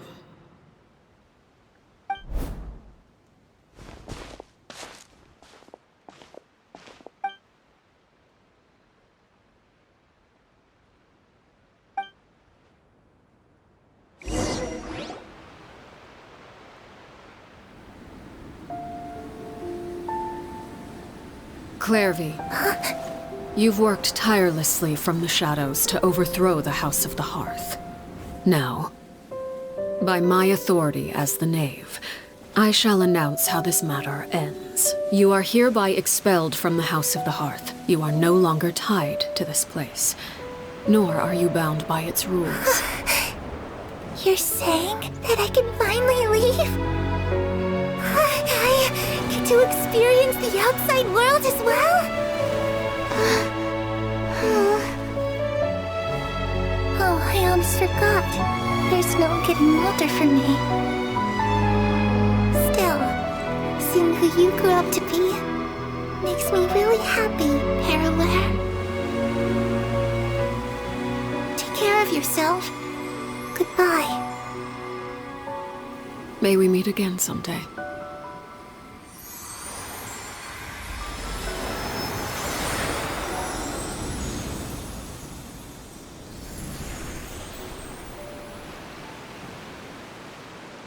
Clervie. She left so soon. Paimon didn't even get to finish her story. I also have certain sentiments left unsaid. I wanted to tell her that the aurora I saw in Snezhnaya was just as beautiful as the ones in the pictures. But a shadow's memories reset at dawn. Had we delayed any longer, we wouldn't have had the time to say goodbye. Whatever regrets may linger, let them be lost to the coming of a new day. Father? It's Lyney! Hey, Lyney!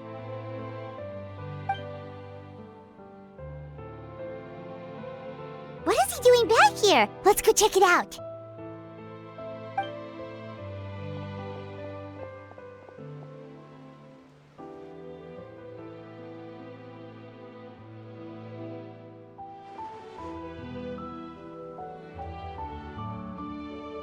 Father, the bottled flames have been administered.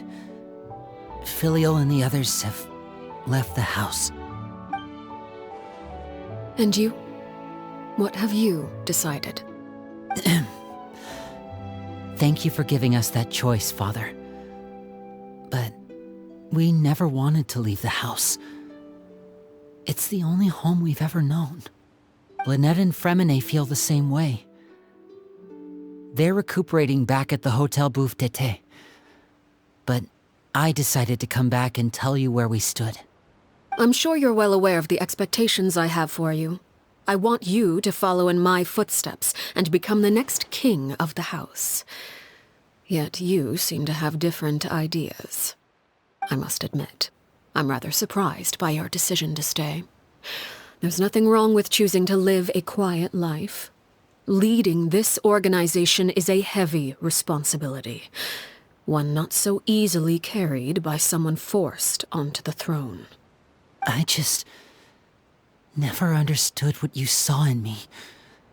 What made you believe I was deserving of that throne? You're brave, talented, and, most importantly, you cherish your family. You would do anything to protect them, even if it costs you your life.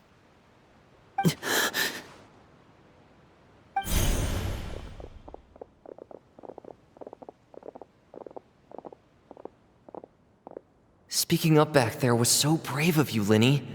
It's all thanks to you that we were able to convince Father to back down. You're a hero, Lyney.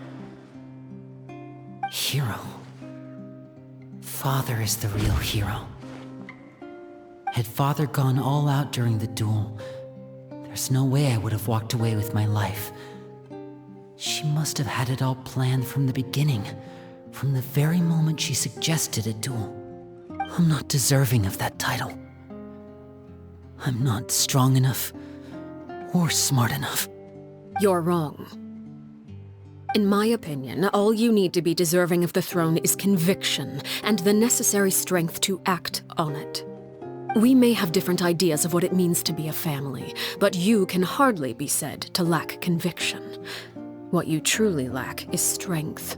For someone of your talent, though, that's something that will come with time. Even without that strength, you still chose to face me in a duel, even though the odds were stacked against you. That capacity to honor your convictions is what I truly see in you. Father. No one knows what the future holds, what tragedy or triumph may be in store. Being at the head of this organization requires the strength of will to face whatever comes. Caution will only hold you back. If reaching a certain standard were required to go after what you want, I would never have succeeded in killing my predecessor. Back then, there was still a considerable gap between our abilities. Strength may decide the ultimate victor, but those who let a lack of strength dictate their decisions or undermine their convictions will never be worthy of the throne. I understand, Father. Thank you. Children must grow up to surpass their parents. Only then can a family continue to flourish. The road ahead is not an easy one, so I'll ask you one last time. Are you certain you want to stay? You've done so much for me, Father, and that kindness must be repaid. Plus, with Project Stuzha at hand, there are many dangers ahead, and I, for one, don't intend to back down. Protecting my family at all costs. That's my conviction. Then you're welcome to stay. As for Project Stuzha, you need not be too concerned. If those cowardly businessmen and heartless dignitaries try to take us down, I'm prepared to teach them a lesson. Having members who longed for the light was our organization's last weakness. With those members no longer among our ranks, the House of the Hearth is like a spider hiding in the shadows. We need only wait for our prey to come to us. At present, our imperative is to use their plan to our advantage. In doing so, a crimson moon shall rise amid the frigid blizzards of winter.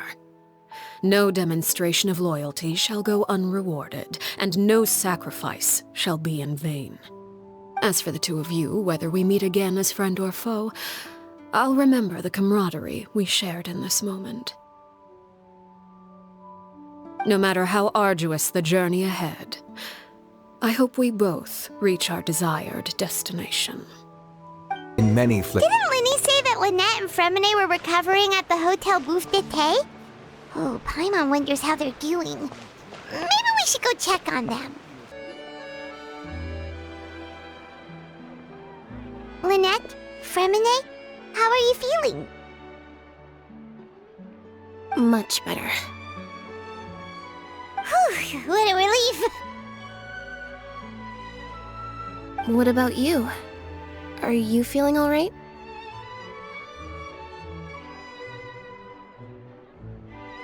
I knew you'd come out unscathed. Us, on the other hand, well, we've been bedridden for 2 days. I couldn't even turn over. Oh, and I wanted to ask, is Clervie gone? Lyney and the other members have left Poisson and returned to the House of the Hearth. According to him, there haven't been any more sightings of a spirit roaming the house.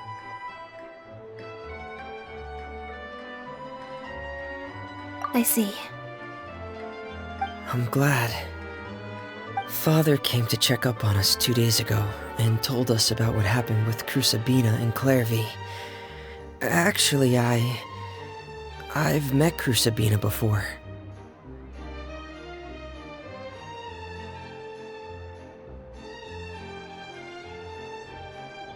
Wait, what? You've met the former knave?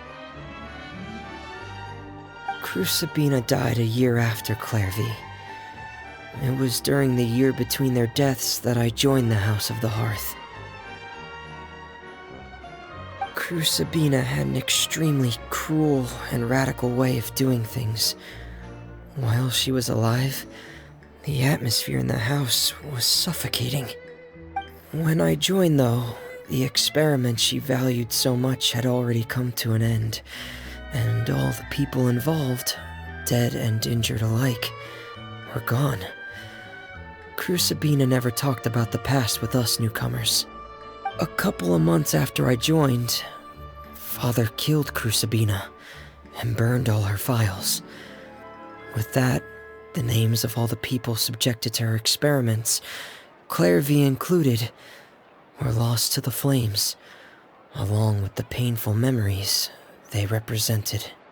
Father took in Lyney and me a couple months after that, but she never mentioned anything about Crucabena or Clervie. It really seems like something she was planning to keep to herself. The last time you talked to her, did she mention why she kept it a secret for so long? She said she didn't want us to be affected by the darkness of the past. She was worried we'd develop a false sense of gratitude towards her if we knew about it. The foundation of a family should be free of any corrupting influence. Whatever happened in the past, it has nothing to do with who we are now. And that's what Father told us in the end. But I still thanked her for everything. It was only after hearing about what Crucabena did that I finally realized how insignificant our lives could have been. The members of the house meant nothing to her. To say that she valued them in any way, even just as a tool, would probably be giving her too much credit. If Father hadn't taken over the House of the Hearth, I probably would have already...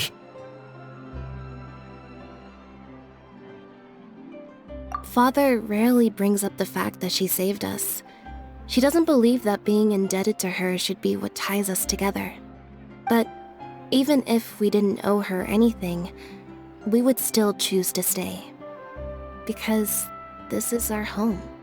We may have arguments or times when we feel wronged.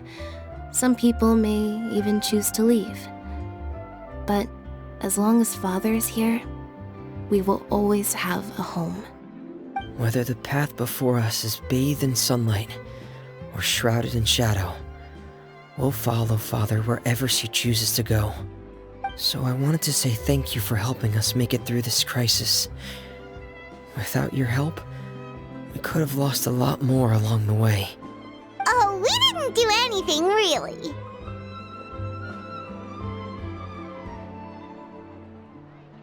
Of course. You're welcome anytime. Are Filial and Nantoy okay? I actually saw them at a cafe this morning. They didn't recognize me. From what I could tell, they were drinking coffee and talking about one of the operas that started running recently. They seemed happy. If I had to take a guess, I would say they finally found the kind of life they always wished for.